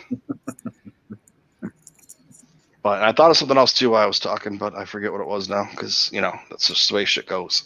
But if you live in New York, you should get sponsored by Shake Shack. didn't something just happen with Shake Shack? Yeah, there's 3 cops claim they got poisoned with bleach in their milkshakes. Yeah. They all had to go to the hospital apparently. Oh yeah, I saw the headline and I didn't read it because that's just one of those things where it's like, no matter, even if you don't like the cops, if 3 cops go somewhere to get something to eat and they all get sick, or 3 anybody's go somewhere and get sick, it's like, okay, yeah, I don't know. It's just kind of stupid. It's not like, the guy that's in the back of McDonald's stepping on the hamburgers or whatever, then serving them to everybody. When you're whatever, I don't know. But yeah, Shake Shack's pretty good, dude. They got good food. They're thebomb.com. But yeah, I didn't read the article. I just kind of read it and I was like, this is stupid. There's either 2 sides. Either one's an idiot. Either the cops are idiots because they were just trying to get some fucking money out of the deal and get some time off and become popular, or some fucking idiot decided to actually do it and they're going to get busted for it. But what the hell was I going to say? I was thinking oh yeah. So, I got somebody, have you guys ever heard of Fiverr? Yes. So, the dudes from Hollow Chronicles told me about it, and I was like, okay. And I was on Fiverr, and I found a person, and I said, I think I talked about it a little bit today, this morning. I said, this is what I want. I want a depiction, and I put up the 2-1B droid. I want a depiction of this with this, this, and this, and this, and this. And what they did is they cut and paste the 2-1B droid. I didn't give it to them. I gave it to them to look at so they knew what I wanted. And I said a depiction, which in my mind, a depiction means you would draw it yourself or create it yourself, not cut and paste. But they cut and paste it. And I said I wanted Star Wars, this item, and they were this item, but they weren't Star Wars. They were just cut and paste off of websites. And so I was like, dude, no, this is completely wrong. He's like, well, you weren't clear. I was like, I said I wanted a depiction of this, this, this, this. You said you could do it, and you didn't do it. So, I mean, I got my money back from it. But then I found somebody else, and I was like, this is what I want. And he's like, okay. I was like, can you do this? I said, I want a depiction, an illustration of these things, and I want it done like this. And he asked me some questions, and he even says in his bio, please ask me if I can do this before you hire me, so that that we don't have to worry about refunds or returns or anything. And so we had probably 7 or 8 back and forth dialogues of, I want this, this, and this. Okay, do you mean this? No, I want this, this, and this. And I got the picture. It was 4:03 a.m. and I was still awake, and I was like, ooh. I was like, I like this, but I need you to do these couple things differently. And he was like, okay, give me some time and I'll send it back to you. All right, perfect. And you're going to reveal the final product on Septic Tank Saturday night. Right now. Oh, no, I don't have it. I don't have the final product yet. Because it was just this morning that he sent it to me. So now, now he's got to do some revisions on it. It's for a t-shirt, but it can be anything. And my face is on it. Oh, doesn't really look like me. It just looks like, if I showed it to you, you wouldn't be like, that's Michael. It wasn't done like that, which I was hoping for, but whatever. But I was like, you need to give me a beard or some facial hair, because it was just plain. He gave me a hat, which was weird because it was just the hat he gave me was kind of weird, but I can dig it. It's fine. and some of the things that I had him put in the picture, I told him I needed some more of. And he just needed to put TooMedToo's in there. He didn't have that in there, which I needed. So it's just some minor things need to be fixed. So hopefully I'll have it back in a day or two. I have a real shirt. And Yep. Rest in peace, by the way. I have Johnny Grosso's head, like real big, like right here. So I'm looking down. I'm like, that's a big Johnny Grosso head. So I guess I get to do that with Michael Condon now. But see, now that's the thing. When you look at that Rogue One shirt with Johnny Hawes and Pappas, you can tell that it's supposed to be them. Like if you showed someone that knew them like this, you wouldn't be able to tell it was me. Once you see the rest of if you know me, with everything else in the T-shirt the way it is, you'll be able to tell that it's me. But that's exciting.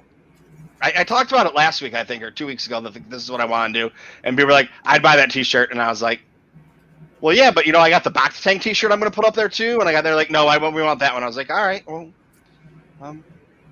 okay." But yeah, so I really like it. But that was the other thing too. We talked a little bit about last week, and I don't know if it was on here or when I was talking with Johnny Orm when I was on his show, or it could have been last Sunday or whatever. Put on some tiers onto the Patreon, and so everybody that it's not like anyone's going to change and anything's going to happen. So there's going to be like and I don't know, this is just thoughts. So you guys can tell me if you like it or don't like it, or what you think, your opinion. So do like have the $2 tier, where it's just thank you for thanks for your support and whatever. When I go and I list all the supporters, you're on there. And of course, and maybe of course, if there was someone on there that was at the $2 tier, they'd kind of be grandfathered in to the $5 tier perks, because the $5 tier is just going to be kind of like what it is now. That if there's like games or something like that go on, you kind of have first dibs. If it was between like a Patreon and someone else that's not a Patreon, it would kind of like go to the Patreon because the patron, because they're helping support it. When I have this featured guest or the special guest, if they can't get on or come on to ask a question, they can email me a question. So everything's pretty much the same as it is right now.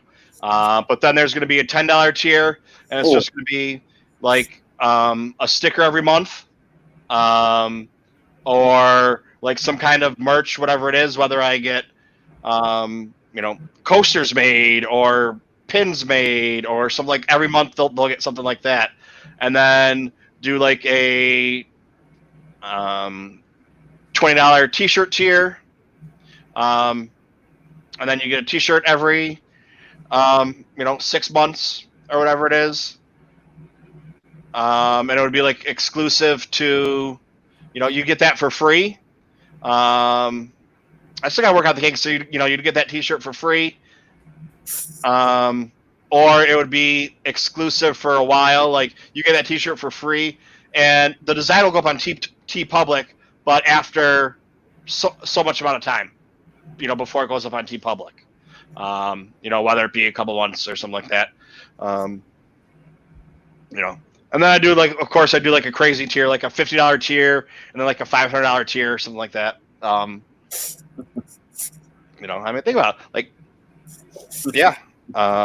So that's just my idea. So, the people that are patrons or patrons already are still there. Nothing's changing. It's not like, I already had something or given them. It's not, I don't know. It's just an idea that I had.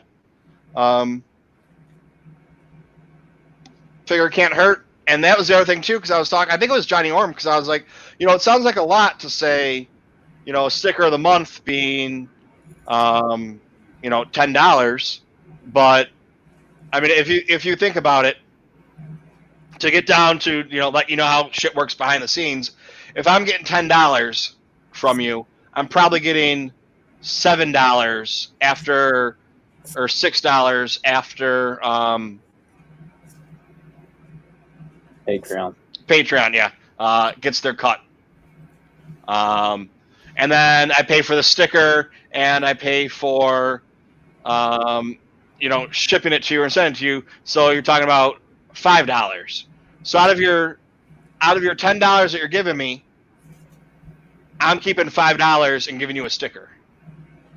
You know what I mean? Yeah. So I mean, because it seems like a lot, but it's really not. Or like the T-shirt one for $20. It's like, I mean, yeah, I mean it's $120 for a T-shirt. It seems kind of like a lot, but by the time, I mean, from my end, if I'm doing it, by the time, that's $20 for a T-shirt. So out of that $20, I'm probably getting $15. Would you also sell the T-shirt separately as well? Eventually, yeah. But I need to get the T-shirt made, and that's going to cost, depending on who does the T-shirt, $30, $20, $50. You know what I mean? So yeah, I don't know. And it's also not a couple of the people that I'm a Patreon or a patron for that have tiers like that. Oh, or Singh. Oh, sorry. It's, you're doing it because you want to give them money, because you want to help support them, and they're just giving you something a little bit back to show appreciation. So, that's the other reason I've been kind of had mixed feelings on what to do. Do I just keep it the way it is and just every day, no matter what you give me, just say, hey, here you go? Or I don't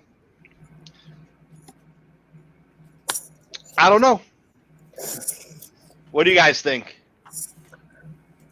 What do you think in the chat? With some really good designs, I think people are gonna definitely hop on and be willing to buy in. Mr. Rez. I think that was one thing. I think Resistance Broadcast was actually doing pretty good. Is if you make good designs with things that people like, people are more willing to pitch in. It's gonna be like this T-shirt would be one of those things, but yeah, it's just gonna be like an example. When it comes out, it's just gonna go on TeePublic, because they don't have those tiers set up yet. And then I'll work with somebody and get things like that done. And I have some ideas for other things, other designs and other T-shirts. But then it's just, I just got to figure out, is it going to be an exclusive T-shirt? Because some people that do this exclusive T-shirt shit or whatever, that isn't going to go out for sale. People are making this shit for them for free. I don't have anybody making the stuff for free, so I got to pay somebody to do it. Whether it's a friend of ours or somebody I don't know and I got to go through Fiverr. So I'm trying to find some graphic artists that want to do some free work for me because they like me. I haven't found any yet that want to do it. They do it for other shows, but I mean, I'm not complaining. That's their choice, and they're they're friends with them. But I got to hire them, and they're doing stuff for free for the other ones, or they're doing it for a lot cheaper. Yep. I just got to have them be my friends too, or find a couple people. And there's a ton of comic book artists out there that are always looking for work too. So even if you're not, if you want to spend a little more than $5, you can actually find some decent comic book artists that are up and coming that are more than happy to help you out. Oh, my Fiverr one was a lot more expensive than that. It was the first guy I was using. It was like $5, $10, $20, and I got the $20 one. And then this guy was a lot more expensive than that. But it's like 3 tiers, and I got the most expensive one because like the first one's just like you tell me what you want and I draw it for you and you got it, you take what you get, and then the second one's like, oh well, we send you this and whatever, but like with the one I got, I am actually getting the art. So if he gives it to me, once I get it from him, I can then go somewhere down the line and change it or add to it or take away from it and modify it. Because I don't know what you call it in graphic artist world, but I have like the actual thing, so I can go and change it. Wait, what was it you were talking about specifically? The art. So he sends me the proof. Like I have the proof. Yeah. And it's like when I had art done before, I got the proof, but it's like it's downloaded. That's it. I can't do anything with it. Yeah. He sends me that. Like he sends me the proof, and he sends me the work. So if I want to, I can go and easily change it and fix it and add to, take away from it.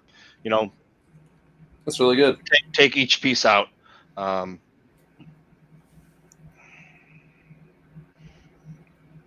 Mr. Ez said, "Have your patrons draw your logo." That's a top tier.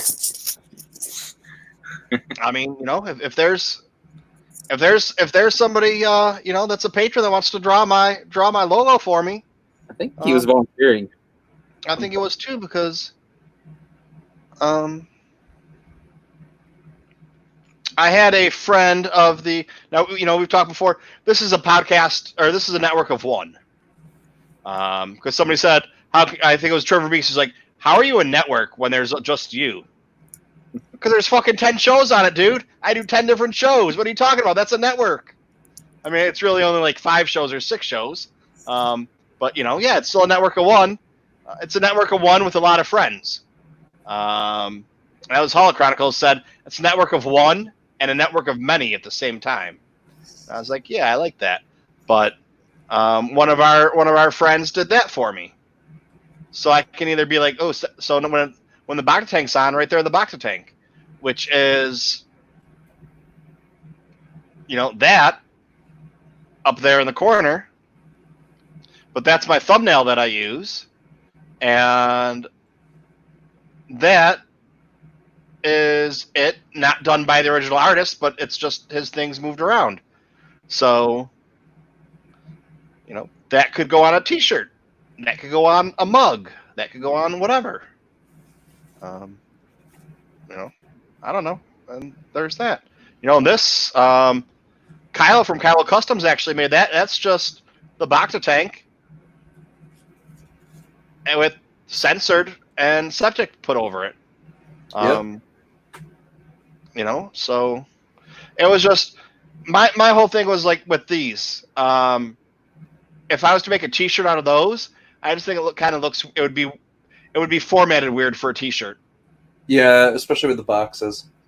Because of the box, and then the way you have all on one side. That would be okay for a T-shirt. That'd be a nice T-shirt, yeah. I like that.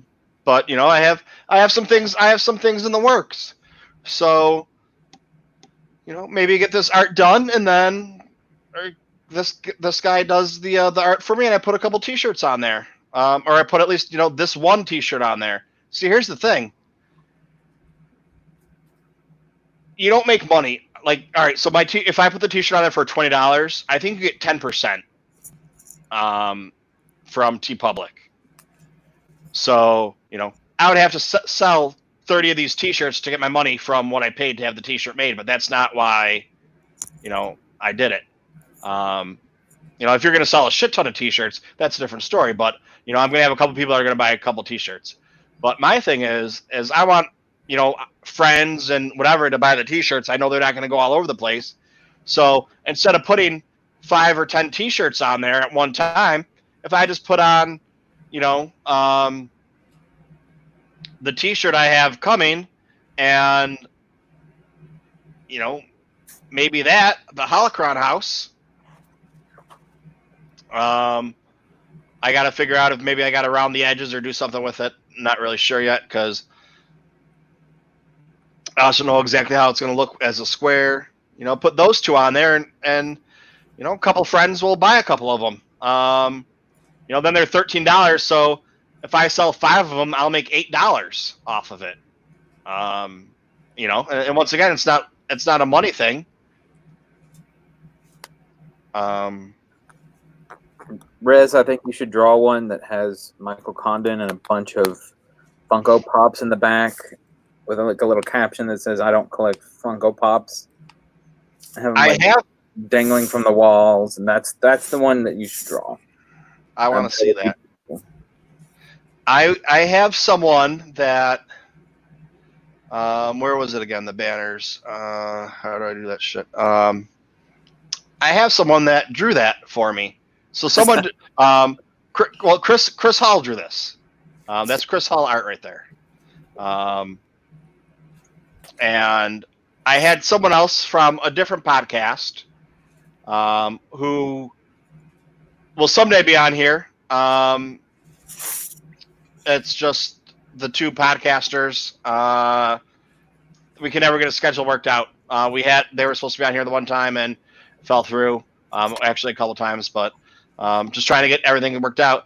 But when they come on here, that picture they drew a picture of this, and the TooMedToo's Star Wars Network, they drew their interpretation of it, and they're not artists or drawers.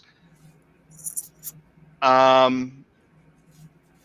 will be the thumbnail for that day when they're on, and that will be the logo up here in the corner the whole time they're on. Maybe that will be the exclusive T-shirt for everybody, and it'll be like a crossover, and they're gonna be like, "Why the fuck are you giving me that stuff?" Like, because this person drew it, and they're like, "Oh, okay, that makes sense now." I don't know.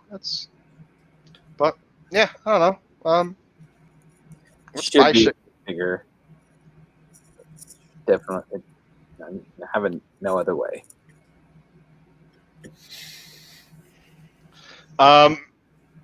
Yeah, this picture they drew wasn't much better than a stick figure. Boy, but I love it because they drew it for me, so that's all that matters. I put it on TeePublic. TeePublic might be like, we can't do that for you. Maybe I'll have stickers made out of it. It will be a black and white sticker with the stick figure drawings and stuff. Who knows? Anything's possible, especially when they redo it. But yeah, I mean, I got a couple. I already got a couple stickers going on that are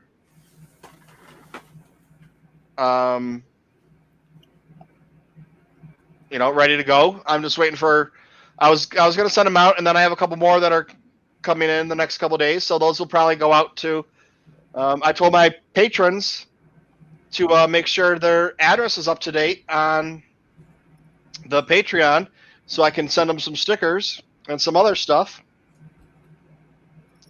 And maybe there's another goodie or two that I have that will go, but then I actually have to go and buy those stupid little envelopes because I can't put it in an envelope because they're not actually flat to, like if you take like a letter envelope, you can't put stuff in there that's not flat. They do not like that because when they go to process it, it's different. So I have to go buy like the bigger bubble envelopes or whatever shit. So, just a little appreciation for my friends. I'm totally excited. Can't wait. Well, I said my friends. Chris isn't getting one. Bummer. You're getting you know what? I'll give you Mr. Rez's. That's fine. But yeah, so I mean, I don't know. See what happens. But who knows? It's not gonna be any worse. Like, it's not gonna take away from anything. It's not gonna take away from the people that I already have that are patrons. It might add some value to new people coming in. Is pretty much the only thing.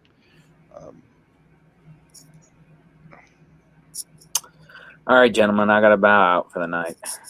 About to turn into a pumpkin. Take care, Charlie Brown. It's been fun. Thanks for having me. All right, Chris. Thanks for stopping by, dude. Alrighty. See y'all. Peace. Chris is awesome, man. Yeah, I like Chris. Chris is a good guy. What's next? What else did you want to talk about tonight that we missed earlier? I don't know. There was a couple things. I said I should be writing it down. Geez, I was like, what? Let me flip through my art book. There was some stuff we brought up. I remember. Let me check it out. Do you remember what pages we were on? We started on 164. We went from 164 to 200 today. So we hit a big chunk. I think we got 50 pages left approximately to go through. So that's two. Bad. I'm gonna try and do one tomorrow. That's the only thing too. Like I gotta read. Oh, here's one for you. The Kylo and Chewbacca concept art was brought up that we should talk more about that. The one where it's on page 169. They've captured Chewie, and you kind of have that face-to-face between Ben and his Uncle Wookiee.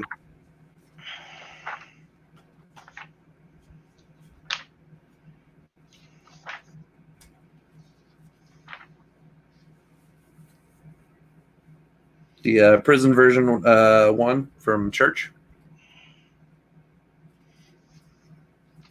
Yeah, I don't remember anymore. For I anybody just remember you and Anthony were really talking about that earlier. So it's that picture right there. up in the top right. Yep. Yep.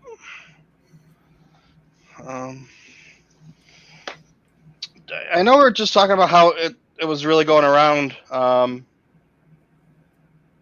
and it wasn't in. It wasn't in the actual film, yeah. Yeah, I don't remember. And then you were talking about the probe droid bottoms. Oh yeah, how it actually looks like a probe droid, and then I can cool. go grab that. That's what I said. I don't feel like going to get it, but at that moment, I didn't feel like going to get it. But Let me see what else do we have here. We brought up the discussion of the white quarters of Kylo's personal quarters on page 172, 173. And we had a couple theories running around, and I think the best theory we had heard today from somebody in the chat was that the reason we think J.J. Abrams might have had the room change from a darker look to all white is maybe they were hinting in the film that he was going to turn back to the light, setting it up in advance that he's getting ready to turn before it actually happened. yeah, so if you're watching this, go to the Holocron house. It's on page 169. Yeah, going back to the probe droid. And how they what are they saying here? Let's make a set out of the interrogation droid. Yeah. So you can see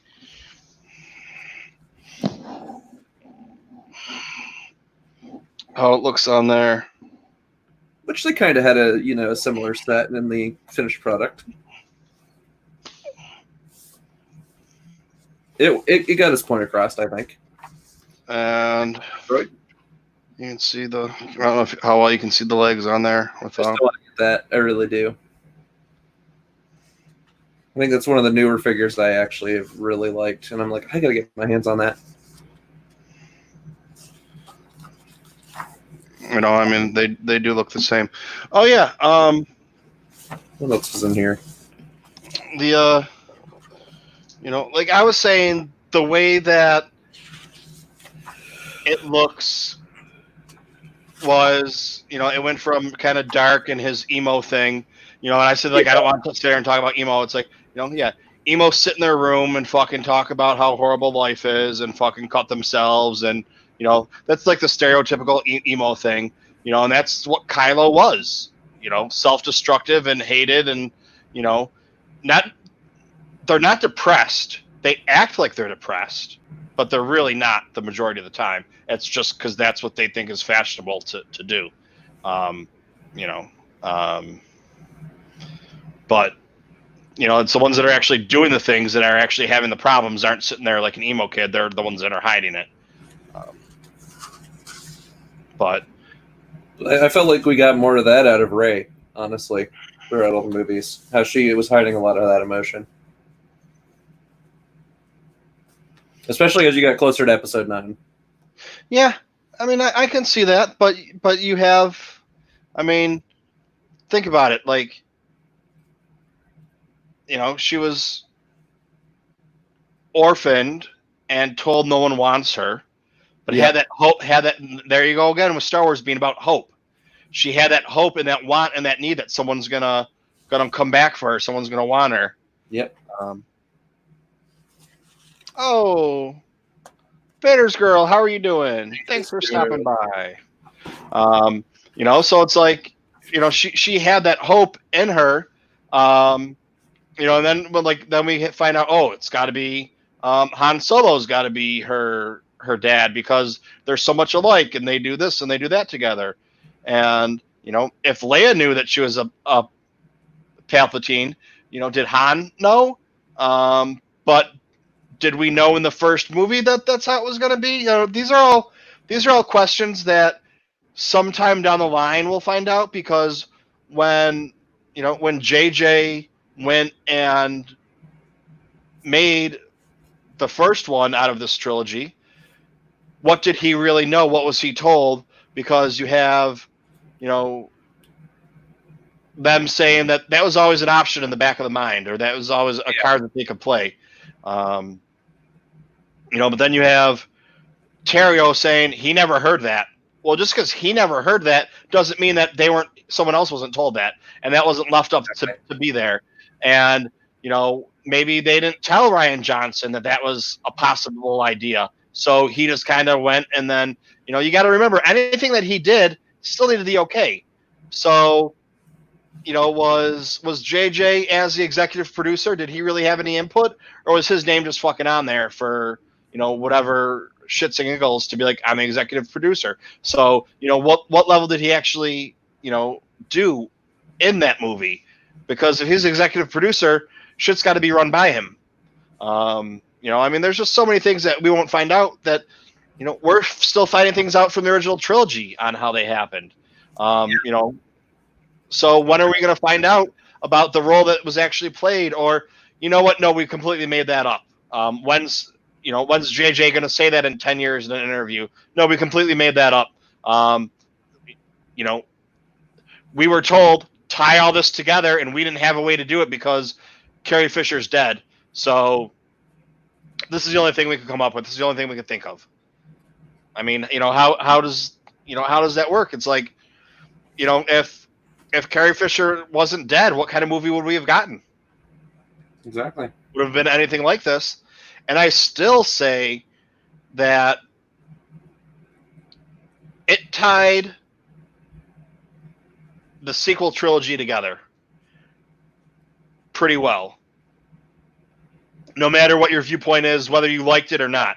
It's whether you liked the movie or not, or you agree with what it was, it still tied it together pretty well. Yeah. I mean, you can say her being Palps Jr., that's great. That's fucking horrible. Whatever your viewpoint is, doesn't really fucking matter. It's still tied it together well, especially for the normal people that would go see the movie.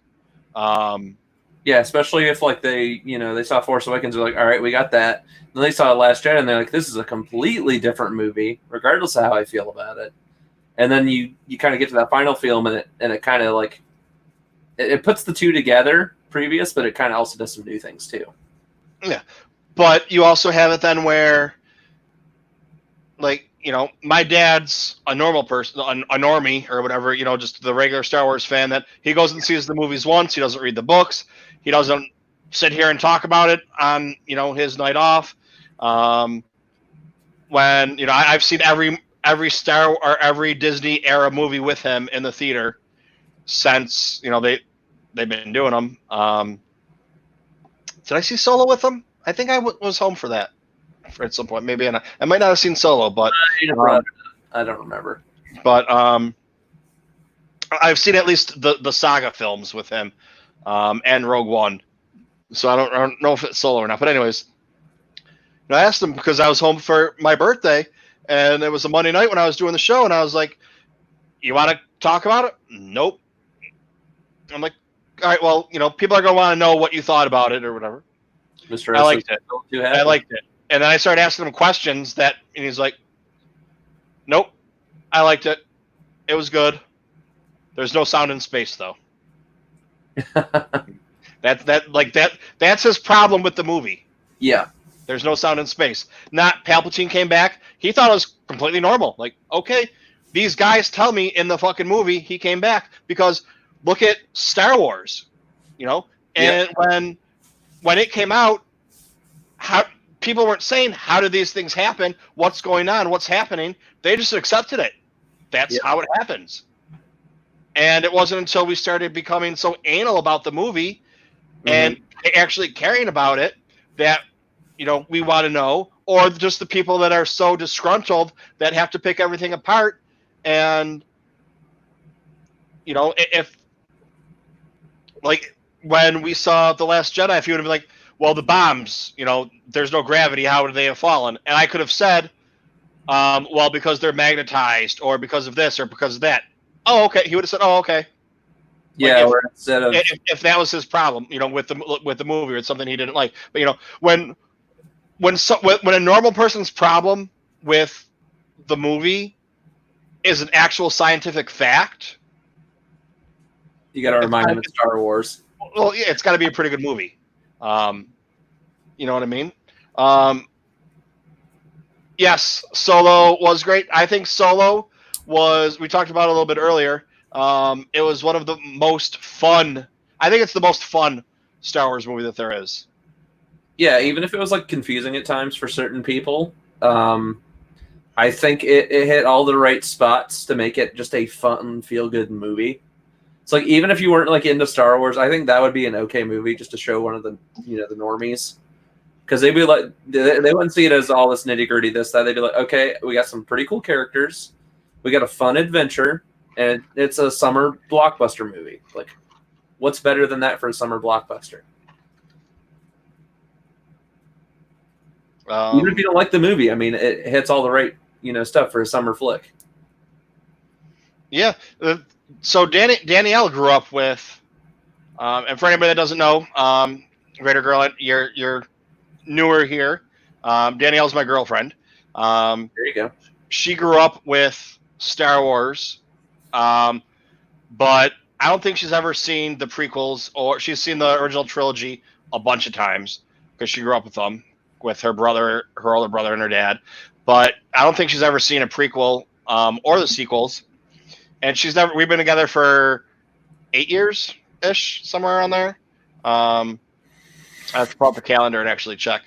Well, because that's a whole other story in itself. She hated me when she first fucking met me, but I had to work on that, just wearing them down.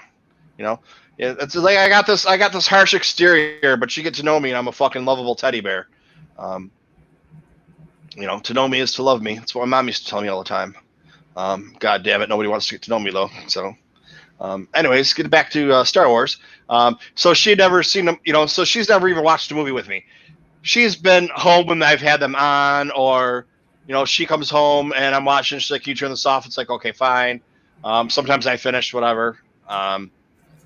And so I finally got her. It was, during quarantine, when we were first quarantined, it was funny because here's a little story. So she makes me pancakes the one day, and they're in my name. Like, she spells out my name with them. So it's like, "Here, honey, I made you pancakes. They're in, with your name on it." And she's like, "Can you do me a favor after breakfast? Will you clean up your toys?" And I was like, "It's like you're my fucking mother, making me pancakes with my pancakes in my name, and then can you clean up your toys and this and that or whatever." And that actually happened a couple of times in a month, and I was like, this is kind of weird. But so she was like, "If you clean up your toys, I'll watch the Star Wars movie with you." And I was like, dude, this is so fucking freaky. So the movie I picked to watch was Solo. Just because I had to figure if we watch the original trilogy, she's already seen it. She's going to be bored with it, because she already knows kind of what's going on, and she doesn't really want to watch it. If I do other movies, I gotta, it's like I'm not going to start with the sequel trilogy. I'm going to start with the prequel trilogy, and her watching Phantom Menace as a reward to me probably isn't that good of a movie to get her to watch episode 2. I mean, I don't know. I could be wrong. But so I went like sand comments. Yeah. I went with Solo. Good choice. And then afterwards, like I was like, okay, these were all the problems people had with the movie, and she's not as crude as me, and she's so not her exact words, but she's like, people are fucking idiots. Because I had explained to her that who Darth Maul was because she had no idea. And people had problems with it or whatever. Like, okay, they brought him back. They brought him back. Okay, fine. Like my dad. If my dad would have seen, I don't think I did see Solo with him. I don't know. But like, my dad still hasn't seen Solo. But you know what I'm saying? Like your dad. So I'm gonna guess he's a normie. If he watches it, but I thought that guy was dead. He died in the first one.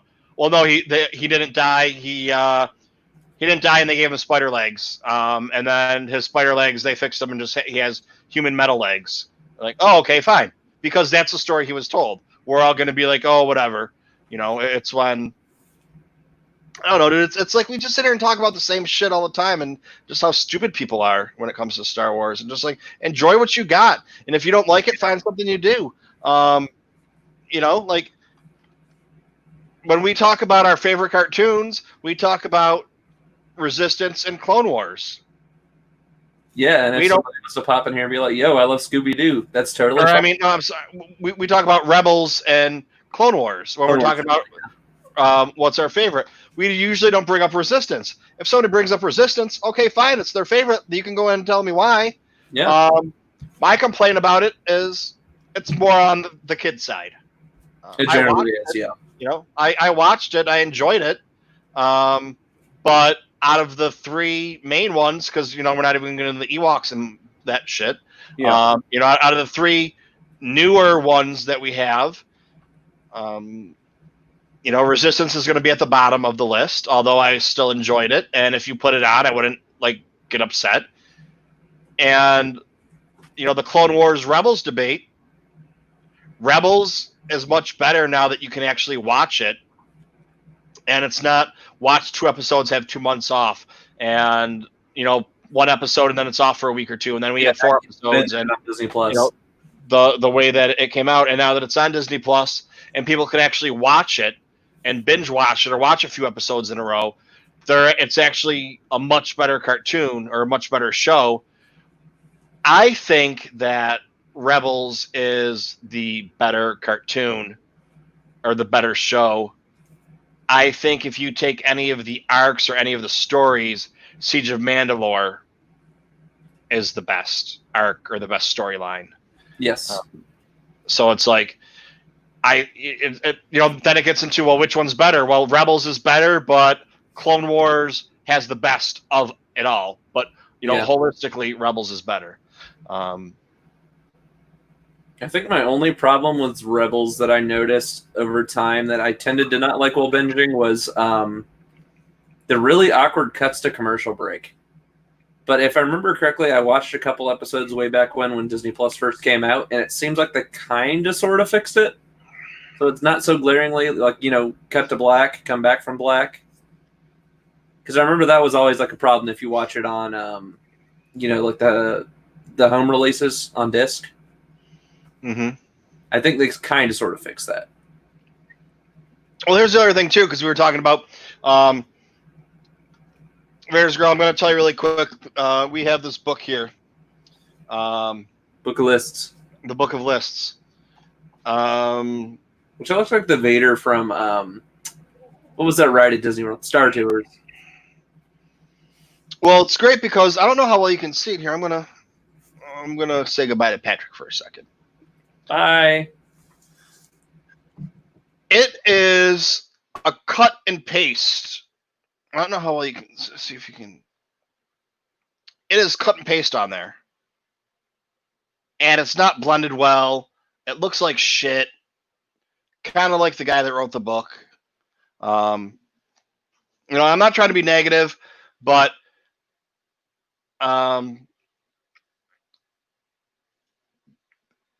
Vader's Grill, just to give you an example, every list in there he has is biased.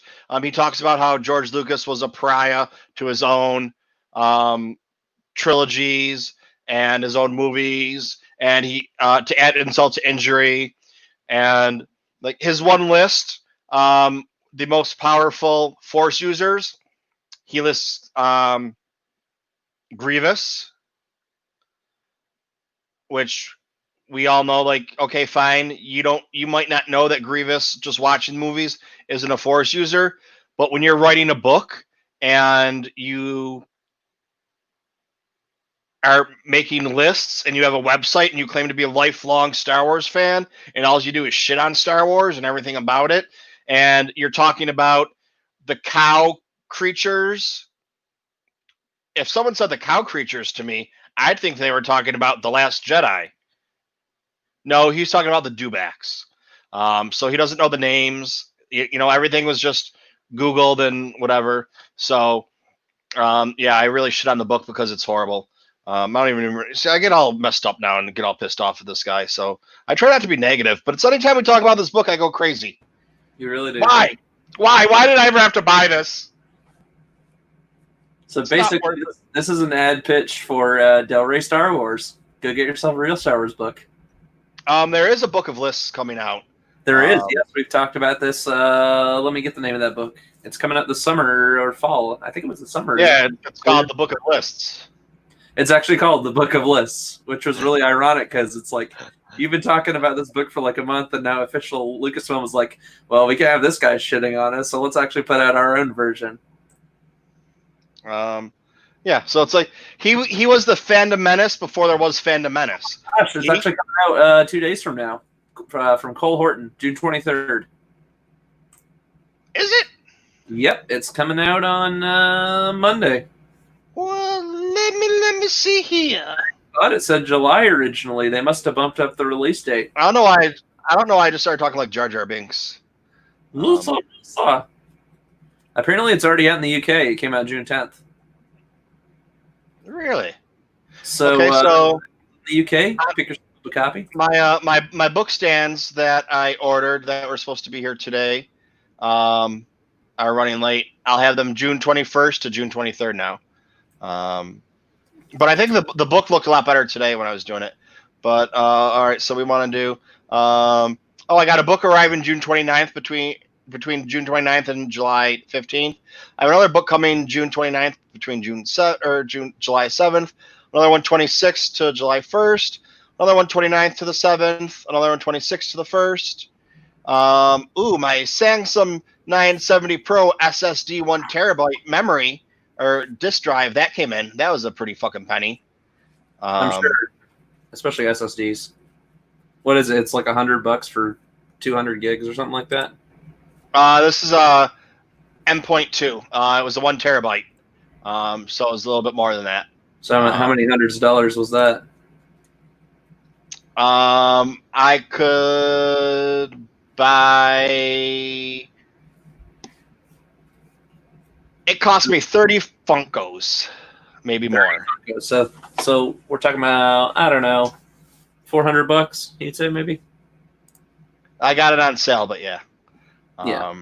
Let's say I picked up. I got 64 gigs of RAM too.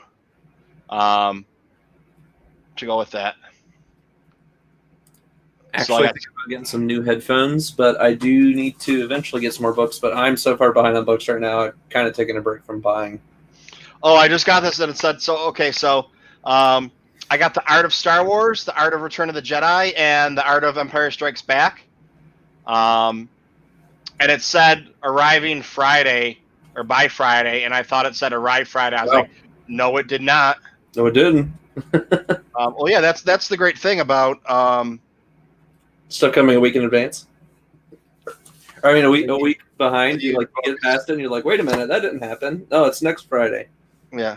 And then Prime Wardrobe, dude. I picked out like fucking 8 pairs of shorts for Prime Wardrobe, right? Yeah. Like a week and a half ago. June 8th, I ordered them. Still not here yet. Arriving June 25th to June 30th. Yeah, I think pretty much everything's on about a week and a half, 2 week back order, just depending on where stuff's shipping from. Empire Strikes Back, complete script. That's running late. But yeah, man, I mean, I've got, a few days off now and again, so I think what I'm going to do is I'm just going to like sit down and just binge read every day I'm off. Oh, you know what else I picked up?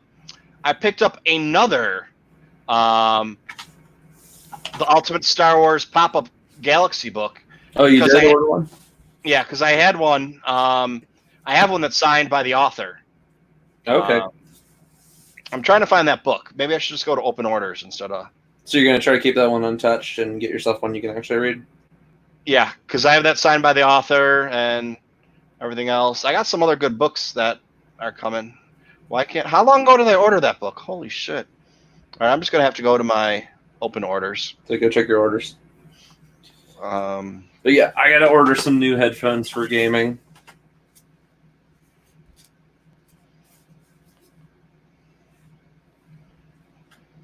The Star Wars book, Expand Your Knowledge of the Galaxy. Oh, no, that's October. That's October. Let me see what else do we have left here for the year for books. Oh, yeah. The Star Wars Book of Lists, 100 lists. Compiling a galaxy's worth of trivia. June 23rd. Yep. It will be here. And the Star Wars Galaxy's Edge Traveler's Guide to Batuu. Next month, a month from now, once they moved it. It was supposed to come out the same time. They both came out June 23rd. Which I noticed that one's also authored by Cole Horton.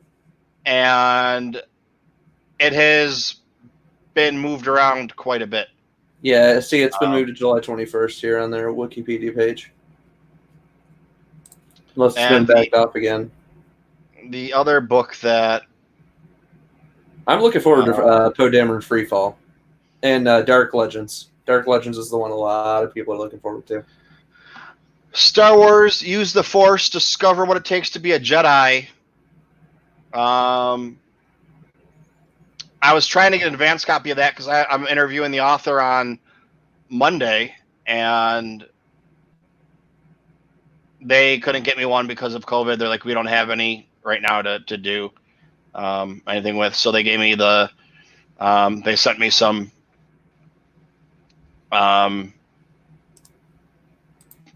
PDF file with a couple pages or whatever. Yeah. But that keeps moving. It was June 20 something, and it's gone between the middle of July and the end of June. It keeps going back and forth. So like, I'll look at it, it'll be like July 2nd, and then a day or two later it says. But I'm trying to get an interview with George Mann again, but they don't know when his book's coming out. They don't know when that book is coming out because. So it was supposed to come out at the end of July, and they keep moving that one as well.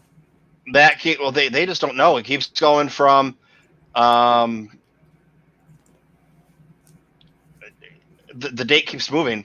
Right now it's July 28th. Yeah, that's what I was thinking. But a couple times it's been on Amazon that whatever. They're going to let you know dates to be determined or whatever the hell it was. Yeah. So, yeah, that book's coming out. Cool. So I got something to talk about then. A real book of lists. From what I've heard, the book is basically is just printed. Rez, are you telling me there better be a box now? Rez, are you telling me you want a box now? Is that what you're saying? Are you going to be picking up the Clone Wars book at the end of August, Michael? I have it ordered, yes. Oh, you already do have it And ordered. Okay. I have it ordered. Dude, I don't do novelizations. The Rise of Skywalker is the only one that I have. Yeah, I haven't bought any of the novelizations either. Just I have because, like the old one. I think I have episode 1 is the only one I have, and I haven't even picked that one. I mean, I haven't read it yet. I mean, I have them all on Audible. Yeah, and I have the what was it, the 4, 5, and 6 that came in the big bound book from Barnes and Noble.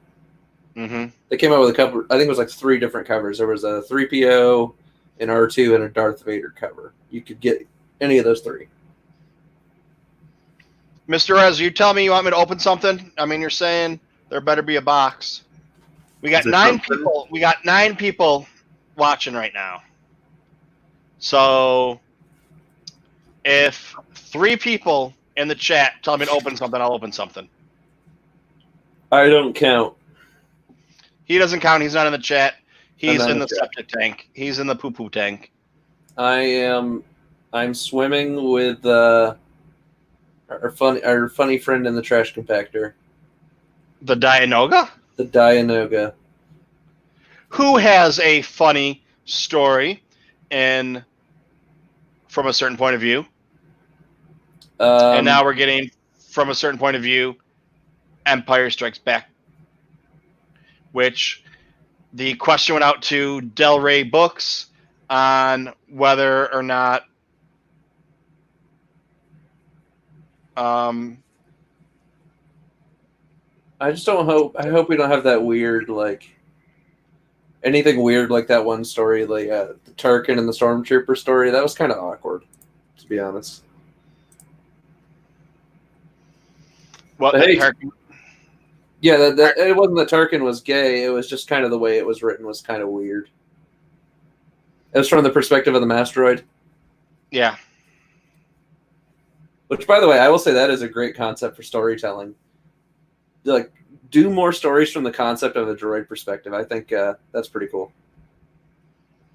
That can be said in any era of Star Wars. That's what I think was pretty cool. Like, just to show that it can be done.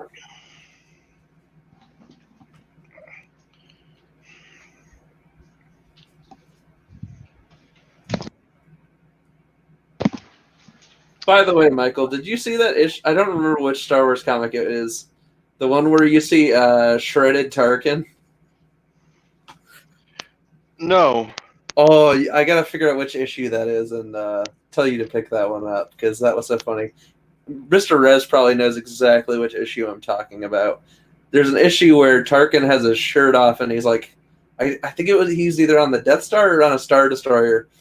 And do you remember back when you read the Tarkin book, you learned he's got like that childhood where he was like, with his family and he was like having to fight these like beasts and stuff and learn to survive in the wild.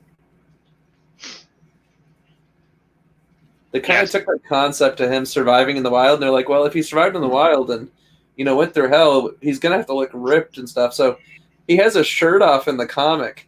He's jacked, like really like militarily jacked, like muscular. And he's just got like cuts and scratches like all over his body. And it's just like the weirdest thing you see. Mr. Rez says yoke Tarkin.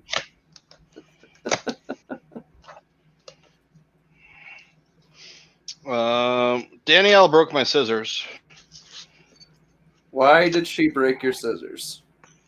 Because I bought her sunflowers.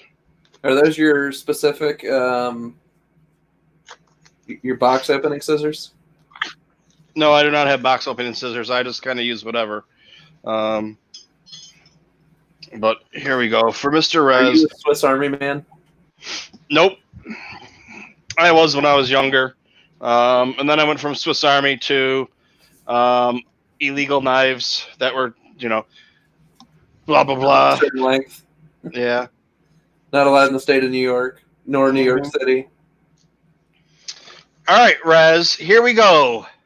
We're going to open something on the septic tank. We're going to open something on the septic tank for you so you don't cry anymore. Michael, what's in the box?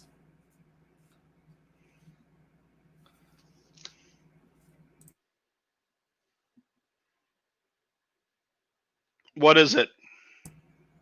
What's in the box? Okay, let's see what we got here. Ooh. Ooh.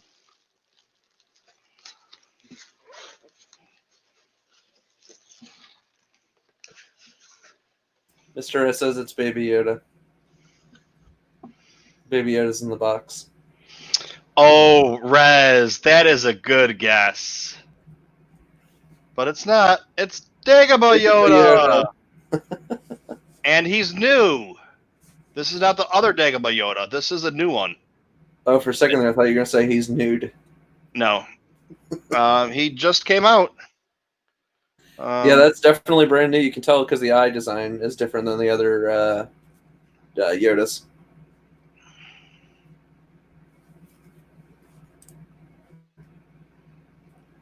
But you see here, this is the same time. This is like the Empire Strikes Back, but it's not the 40th anniversary, but it's an extra one for Empire Strikes Back.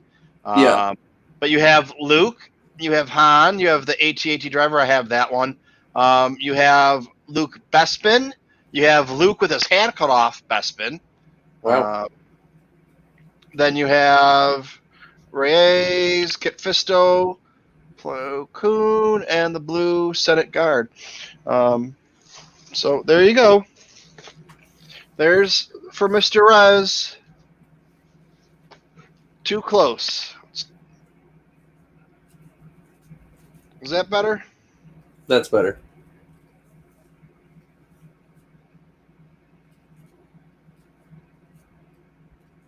Mr. S, a story of his life.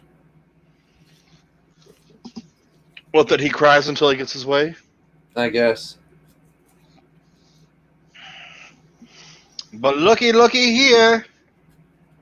Michael, what's in the box? Mr. Rez, you're getting two things.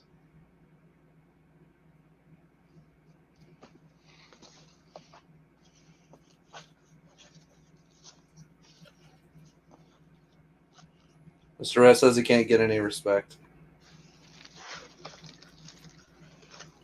Which I got a question for you, Michael. Are those Logitechs you're wearing? Yes. Because I'm considering getting a pair of Logitechs. I know you've got the wireless. I'm actually going to go with the wired for my console. Where did you get this from directly? Because I saw there's some on Amazon, but they tend to be through third-party retailers. I'm thinking, should I go through third-party or should I go just directly through Logitech? I got these from Best Buy. Okay. They are. I'm just dropping peanuts all over the place. Hang on a second. Let me put it back so it doesn't look as bad. Oh,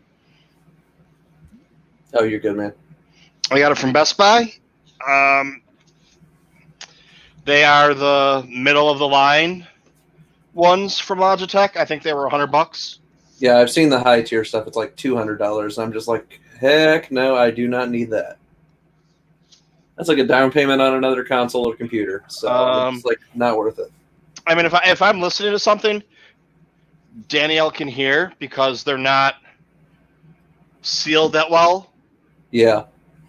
It's, just like the microphone on it will pick up anything. It really will. Yeah. So, I mean, you guys have heard at 7 o'clock. So in New York City at 7 o'clock, they yell for the first responders and make noises or whatever. So I can, even if Danielle's not home and people are yelling outside, this microphone will pick it up. So it picks up anything. It's really good. Yeah, I've always loved that. It also picks up anything, which is kind of the problem. Like, I just want it to pick up me. I just wanted to give me sound. But hang on, let me go through out these peanuts, and then I'll show you what was in the box. So yeah, the reason I was asking about Logitech stuff is because I think pretty much for the last 15 years or so, I've been using the Logitech products, and by far they're the hardiest headphones, microphones, anything you can buy. That's not like super duper expensive. It's not, really, really high tier, like anything like a Sennheiser or anything like that. Or even like Audio-Technica. but it still does just as good as some of the Sony products. But I feel like the plastics are generally more durable than a lot of the other companies. I literally used to have an old headset I probably had last me about 7 or 8 years. It was literally falling apart. The plastic was perfectly fine on it, and the wiring was totally fine. The padding was actually wearing first more than anything else. So I was just like, I mean, if this thing can take a beating, and last for that long without, continually needing to be replaced, I mean, I don't know many other companies that you can get away with that. Yeah, I mean, so when I got these, I just bought the laptop, and the other thing too, you got to think about when you buy a laptop, you spend a couple grand on a laptop, Yeah. and then, you need the warranty too. That's another $500 or $600, and I knew I was going to be getting, adding memory to it and adding drives and everything, so I got whatever it was, at Best Buy, a couple $100 more. So anything I need that they do it for you for free. Well, it's not really free. You just kind of paid for it in advance. So it's an extra, besides on top of that, it was an extra $1,000 for the warranty and, the extra stuff and whatever, that you kind of need, or, that I kind of need. But all right. So yeah, I think I'm gonna go ahead and buy my next one from them this week. Here's what was in the box. Here we go. What's in the box? We already talked about it today. We did. We did. Is this Return or Rise of Skywalker?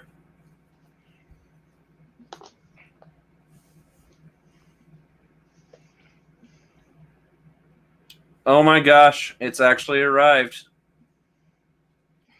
It's been sitting in the room for a while. Much like your Art of Rebels copy. Okay, the Art of Rebels, I didn't fucking know that it was there. I just thought it was something else.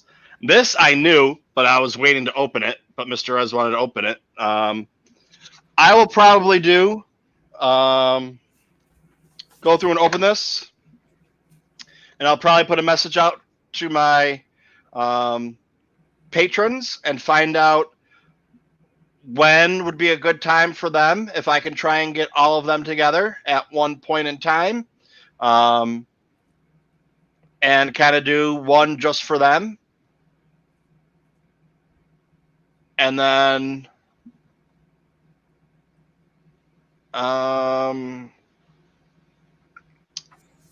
yeah, and then we can just talk about it and do that, and then I'll do another one that I'll just put up for everybody else, or figure something out, because just one of those things, just little perks for the patrons. Little stuff always goes a long way. Yep. So I'll put out a message for them tomorrow. That,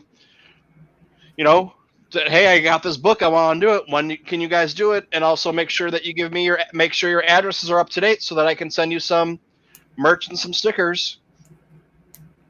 Which reminds me, go ahead and tell everybody when your next Holocron house is going to be as well. I'm not sure when the next Holocron house is going to be. I'm going to try and do it tomorrow. I know you're not going to be there for it, probably. No, I'm going to be working tomorrow. But I'm going to try and do one tomorrow. Honestly, I don't know. I got so much stuff to do that I hadn't done in a while. That's why I wanted to get one out there. Doodle, why are you kicking everything off the couch? Mommy's going to come home and she's going to be mad the pillows are on the floor.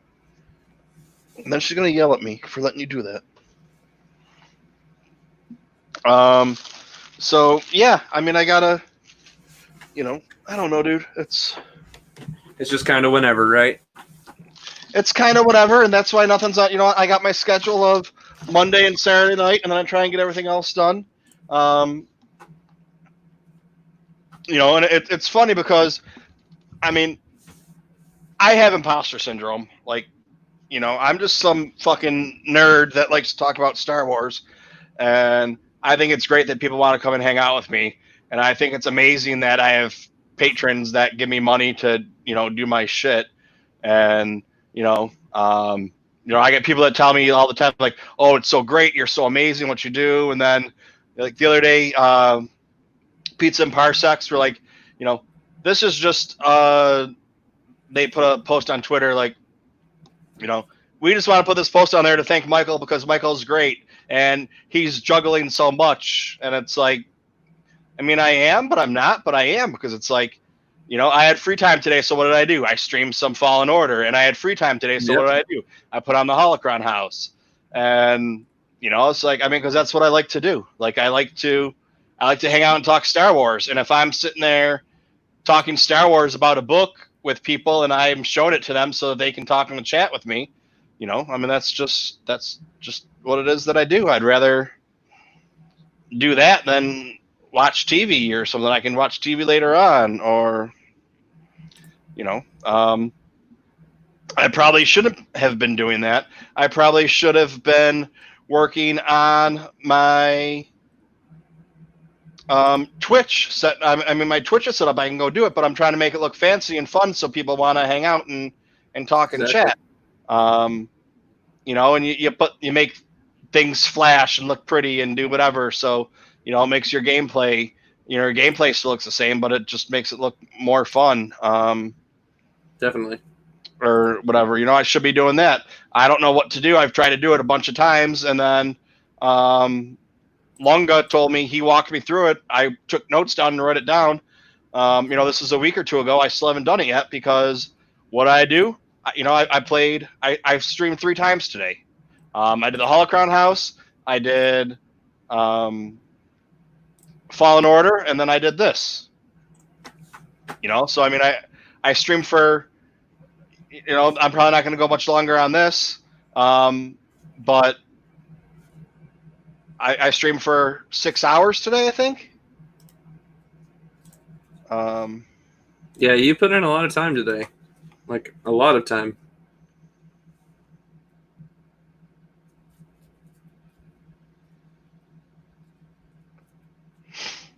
Andy wants to know if he can come over. Andy, when are you coming to New York City? Is that the question? Are you trying to tell me you're coming to New York City? And then... By the way, what I'm still trying to figure out? If Nintendo and Pokemon can have a store in New York City, why can't Star Wars have a store in New York City? I don't know. These are the real questions we need to ask. And then how many followers? Like, are we just hanging out watching a movie? Because, I mean, how many would I be comfortable with? Room-wise, it depends what we're doing. Like, if people are going to come over here and drink beers and do shots and shit like that, we can stand in the kitchen. I can pack in a bunch of them. But if we're going to sit around and watch a movie, I mean, I got room for a couple more people on the couch. I got a couple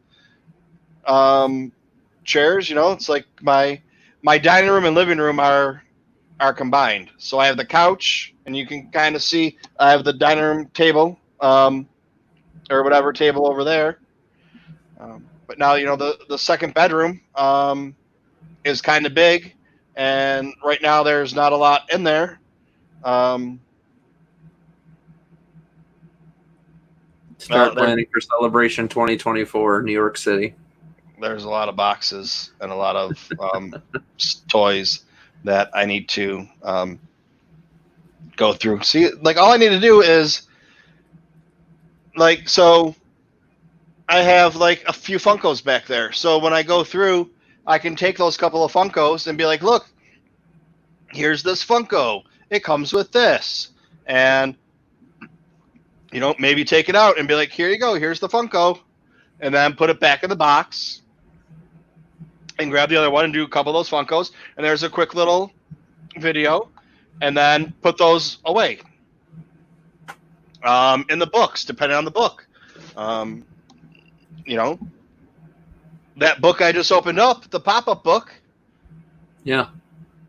That's going to be a book by itself, and that's going to be a longer video. It might actually, who knows? I have no idea how long it's going to be.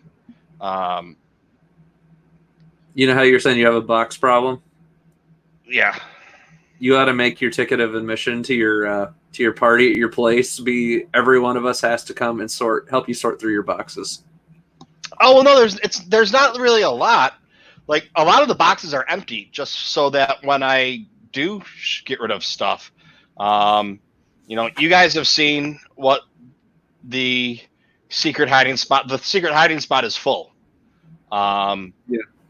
And all those things in the secret hiding spot are extra, which either need to be given away, they are need to be sold, or are for the 1,500 giveaway, which kind of stopped for a while because, once again, Facebook. Ever since I went to using that droid, the 2-1B that I got done, I'll put the ones on the septic tank. Every couple of weeks, Facebook wants me to prove that I'm not a robot account and want a picture of me. He's not a robot. He just has a picture of one. Yeah. And then when they do that, usually the next day I have it back. It's been almost 2 weeks now since they took that account away from me. Monday will be 2 weeks. Anthony Daniels. He's got to have imposter syndrome on Facebook. Facebook's like, can you prove you're not a protocol droid? And he's like, no.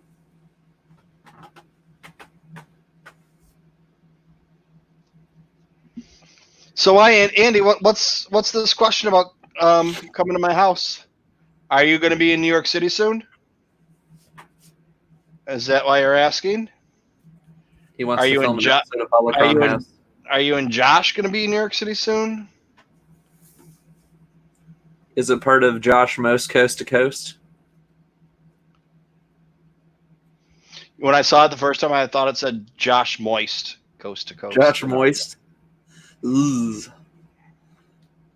If you want to make people like feel cringy, just like put that on a t-shirt and just walk around wearing that. Moist? Yeah, Josh Moist.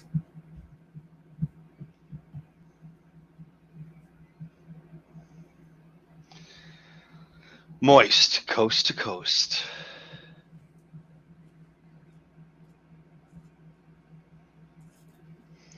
Now I don't know if Andy's really coming around, if he was just asking a fucking question. Because he's teasing you, man. He's trying to keep you on edge. I mean, you are a Hollow Award winner after all. I mean, yeah, I don't know if you knew that or not. I didn't.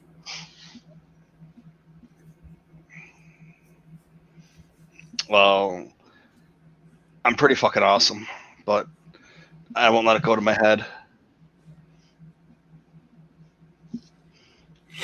So, all right, what else we got going on? I think we're pretty done today.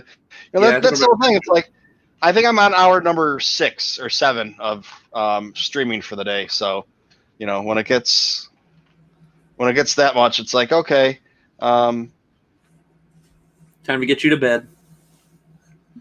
No, I still got to. You got to wait for your lady. Yeah, that's when she called me before, when I made you and Chris talk to each other. She doesn't have her keys on her. She was at a memorial service for one of her.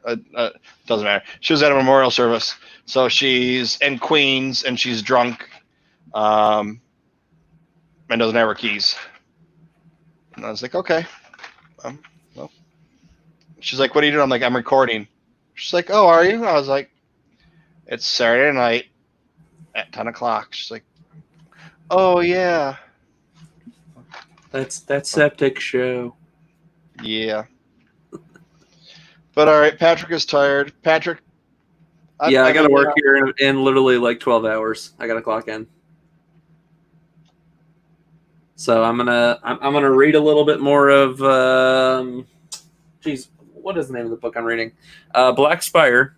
It's been a slow moving situation with that book. I've kind of I'll read 2 pages and then I'll put it down, and then maybe like the next day I might read another 2 pages, then I'll put it down again. And everyone keeps telling me, it's like, you gotta read it. And the more I've been getting into it today, I will say I'm liking it more and more. So hopefully the pages kind of slide by a little quicker in the next few days. Is that the one that starts off kind of like it's the sequel to Phasma, basically. Yeah, but is that the one that starts off as like a come to Batu and buy our shit like a commercial? Or am I thinking of the other one? It's that might be what is it, Crash of Fate?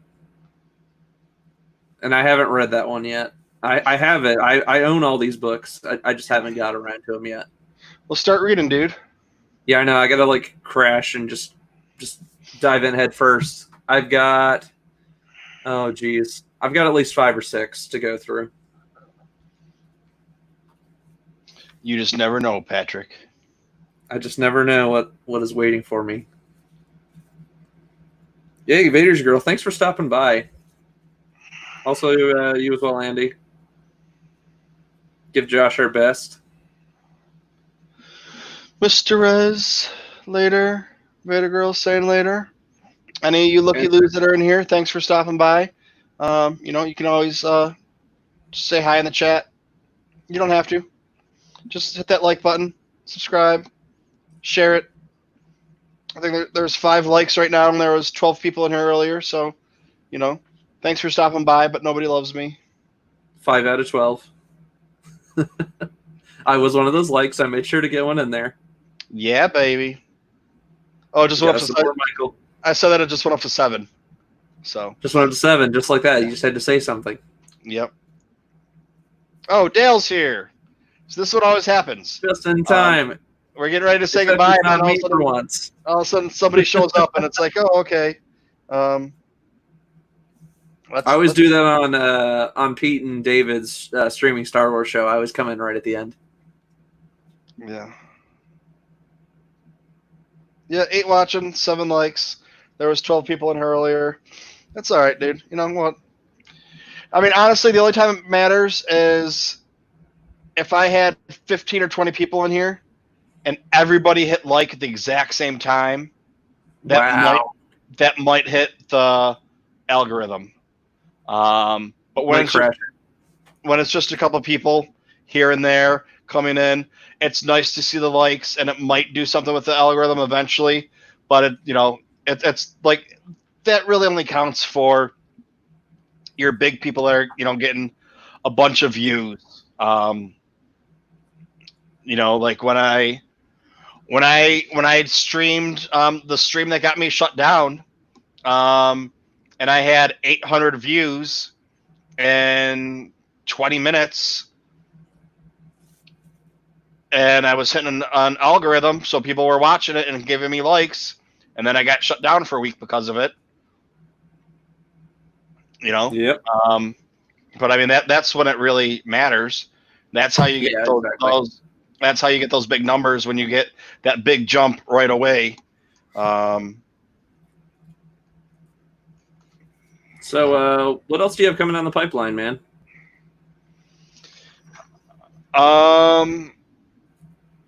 So Monday is going to be. I'm gonna give a little sizzle. I'm gonna make you work for it. It's gonna be an author. Whoa. I believe I have 5 of his Star Wars books Already. Wow. And then the following Monday, there is going to be someone for the featured guest. Is if you're into collecting, you might want to check him out. He usually has some good knowledge on collecting things. Let's see. Then I have in July, for a featured guest, I have a podcaster coming on. We just got to figure out a date. I have another person that has a podcast and is also known in the Star Wars community as a cosplayer, and has a little bit more ties to the Lucasfilm than the rest of us.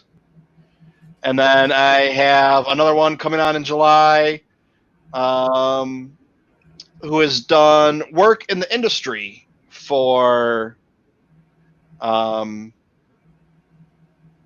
multiple shows, including such as The Mandalorian and The Walking Dead and a couple other things. And then I'm going to tell you about August. August, we have Celebration. Well, Celebration has been canceled. So, in August, there are 5, count them, 5 Mondays. I am going to have on a guest each one of those Mondays, at least one guest. What? Each one of those Mondays, and they are going to be tied in a certain way to each other. Something I thought about the other day, and I reached out to 5 people.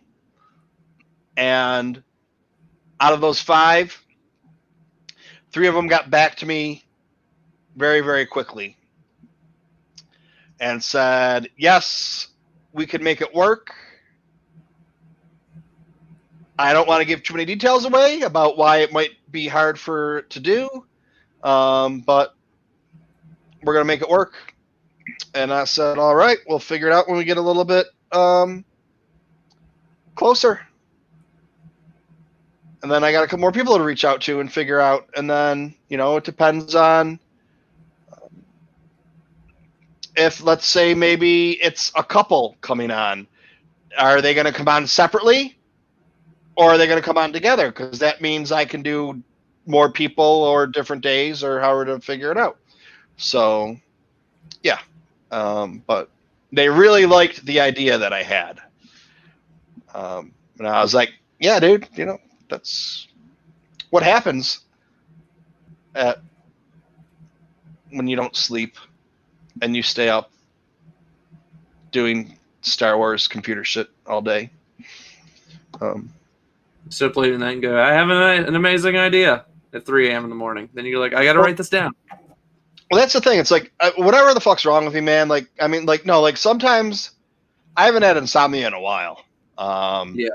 But like when I do get it, I'll go weeks or months with a couple hours of sleep, if that. And I function fine. Everything's fine.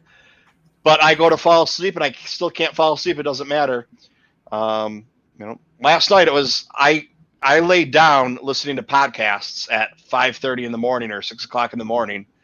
And I just laid there listening to them until I fell asleep and woke up at 9 o'clock.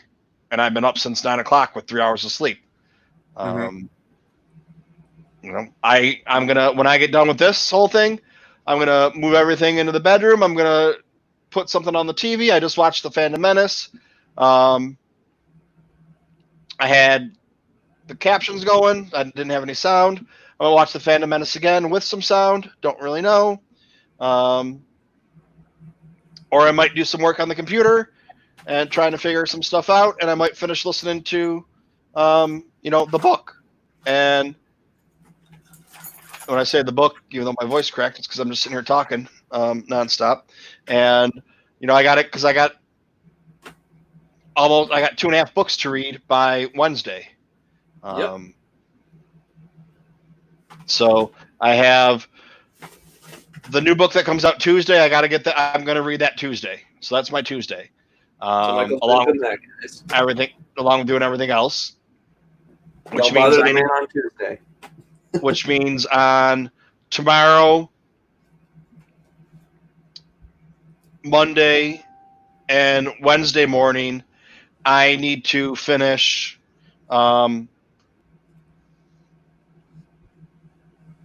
episode 2 and episode 3 novelization. So I can do the episode 3 novelization movie comparison with Rocast and Bashti for their program.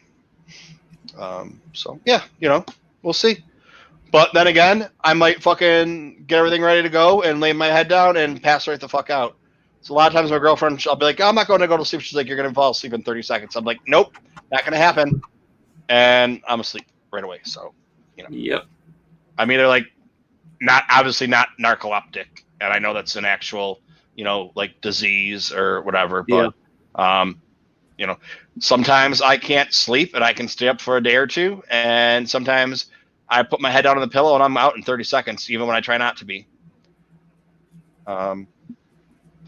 Mr. Rez has been invited to come on as a featured guest. Mr. Rez has been invited to come on almost every fucking day, and he won't because Mr. Rez likes to be in the chat and doesn't like to come on and talk because, one, Mr. Rez doesn't like his voice. Two, Mr. Rez doesn't think that anybody wants to listen to him. What I will say to Mr. Rez is, as somebody who, over the last 2 years kind of went through that same sort of thing, even if you don't feel like there's something, you want to talk about, you will always find something out there to talk about. It might take you a while, but you'll find that one thing you want to talk about. I mean, look at me today. I was like, okay, let's talk. And I was just started talking about whatever until we got some stuff to talk about. And then I was like, all right, fuck it. I'm going to open up this book and talk about this shitty book. And then I started talking about the shitty book, and then Chris and Patrick came on. And then all I did is I just sat there and talked, and I didn't shut up. And they were like, all right, whatever. Sometimes we like to listen to Michael ramble, and sometimes we just, even if it's a crappy book like, that book of lists is, we still find some pretty good stuff out of that regardless. So there's always something. This is true. But so yeah, don't feel like, your opinion doesn't matter.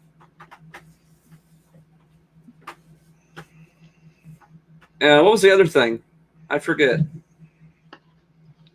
I was going to say, ever since you've had me on, you and I have pretty much, find some common ground on a lot of stuff. So, we know the topics we like to talk about. Yeah. And, you're not that excited about Empire Strikes Back certain point of view book as of right now. No, I still am. I just hope that they, they do certain things a little bit differently. I'm still going to buy it. I'm still going to support the book and everything. So, yeah, I liked that Tarkin story. You didn't like it.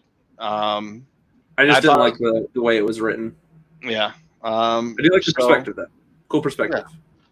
So, once the book comes out, we can read it and then we can talk about it. And I heard that, and the first thing I thought of was, what's that? I got 40 fucking authors to try and talk to. Yeah, there you go, man. And a lot of them are going to be the same. And I've even seen a couple that they announced the other day on the website. There are brand new spanking authors on this book. Yep. But that's the thing. It's like, so George Mann, I'm going to talk to George Mann. I interviewed George Mann for Myths and Fables. I've already reached out trying to get him for Dark Legends. But, I'm not going to get an advanced copy of it. I'm not on the list. So in order for me to interview him, even if I did have an advanced copy, we couldn't really talk about the book because there's an embargo on it. Exactly. So I'm going to need to set up an interview after the book comes out. And, I tried for 2 months to get an interview with them the last time. And they called me while I was at my doctor. And I was trying to talk to the publicist at the doctor. They emailed me. I say call, but they emailed me. And I'm trying to, the doctor's like, listen, you need to, I'm trying to take your blood pressure. You need to go. Oh, sorry, I'm burping. You need to get off the phone. And I was like, I need to take care of this. Like, this is more important than fucking you, dude. He's probably like, no, your health is more important. Yeah, I'm like Lucasfilm interviews. Like, at that point, your blood pressure went up. Yeah, he was like, you need to put the phone down. You need to calm down because I can't take your blood pressure because it's going crazy. But I had been trying for months to get an interview, and it was just kind of like, it's not working. They're like, can you do it at 3:00 today? And I'm like, I'm sitting there and at the doctor's office. It's 1:30. Yeah, you're like, or like 2:00 or whatever. Yeah, I literally, in the cab ride home, I'm still confirming with them, emailing back. I get home, I walk to Lila, turn on my computer, and there he was, and I was like, okay, you know, and it was an hour and 20-minute interview, and after I got rid of all my tangents and shit, and talking, because I did way too much talking for an interview, but that's the whole thing. It's like, I told him, like, you know, it's not really like an interview. It's like sitting down, you know, I sat down, I talked with them. That's what the thing is. It's like not an interview. Like, I have these questions, answer these questions. Like, if that's what I have to do, that's what I'm going to have to do. But like, I want to sit there and talk with you. And, you know, if you watch that interview, we talk about the book a little bit, but we talk about his other books. You know, we talk about what he did as an editor and growing up as a kid and this and that, you know, so it's not like, you know what I mean? It's not like, tell me about your book. Okay, this and that, whatever. We have 15 minutes, done, out. I don't know. So yeah, check that out. It's on there. Holocron House from last week. It's pretty good. Mr. Rez said it's probably some of the best podcasting he's ever heard in his life. That's what he told me secretly. But, you know. Yeah, I don't know. I don't even know what the fuck's going on anymore. This is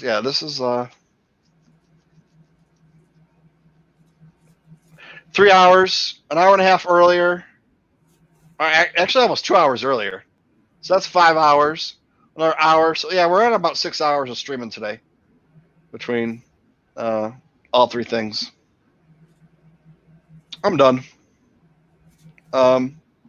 We'll talk again Monday. Whoever wants to chat. Yep. Or maybe tomorrow. Depends what I'm doing. But I got too much shit to do to stream. So, you know what that means. If somebody sends me a message and says, hey, are you going to stream? I might say, okay, and do it. So, I mean, that's what a lot of them have been, especially when, you know, the pandemic was going on strong and everybody was shut down, you know, before a lot of your southern states started opening back up last month or whatever. And, I had just, that's crazy, man. And I was working the whole time and then got sick and was like, okay. And then after a week, I was like, okay, I need, like, all right. Oh, okay. You want to talk? Sure. All right, let's talk. You know, I mean, shit. Someone wants to do some karaoke tomorrow night, let me know. Maybe we'll do some karaoke.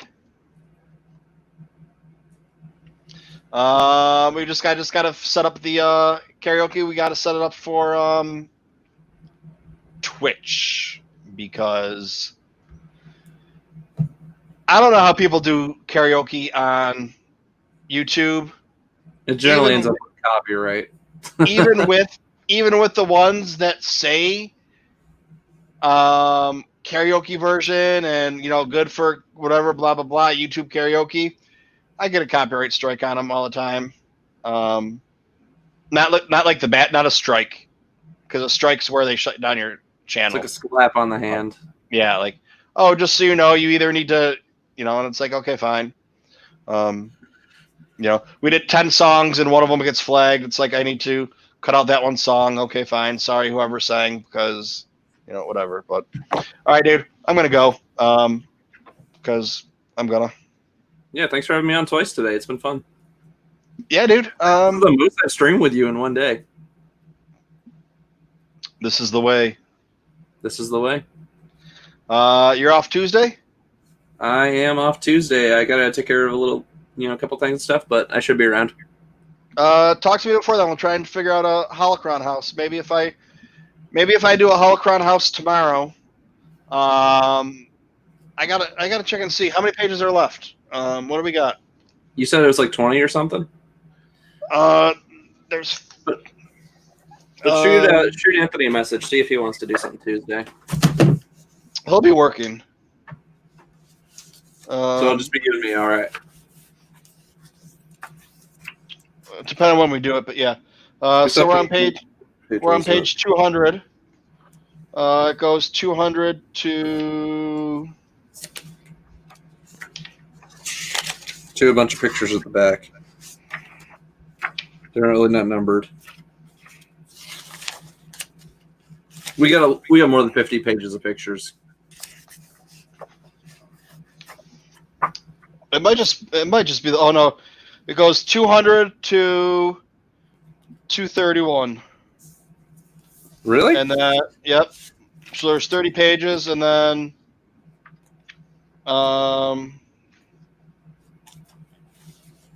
I'm seeing more than 231 in mine. No, it goes from, but then it goes from 231 to 250. I'm I saying got you. the next Yeah, chapter yeah. goes from 200 to 230. So you got at least another 2 episodes. Yeah. So, yeah, we'll see. All right. Dale, have a good night, because I'm really going to go now. I know I've been saying that for the last half hour, but now I'm really going to go. Yeah, we're going. All right. With that, I say good day. May the force be with you. May the full speed.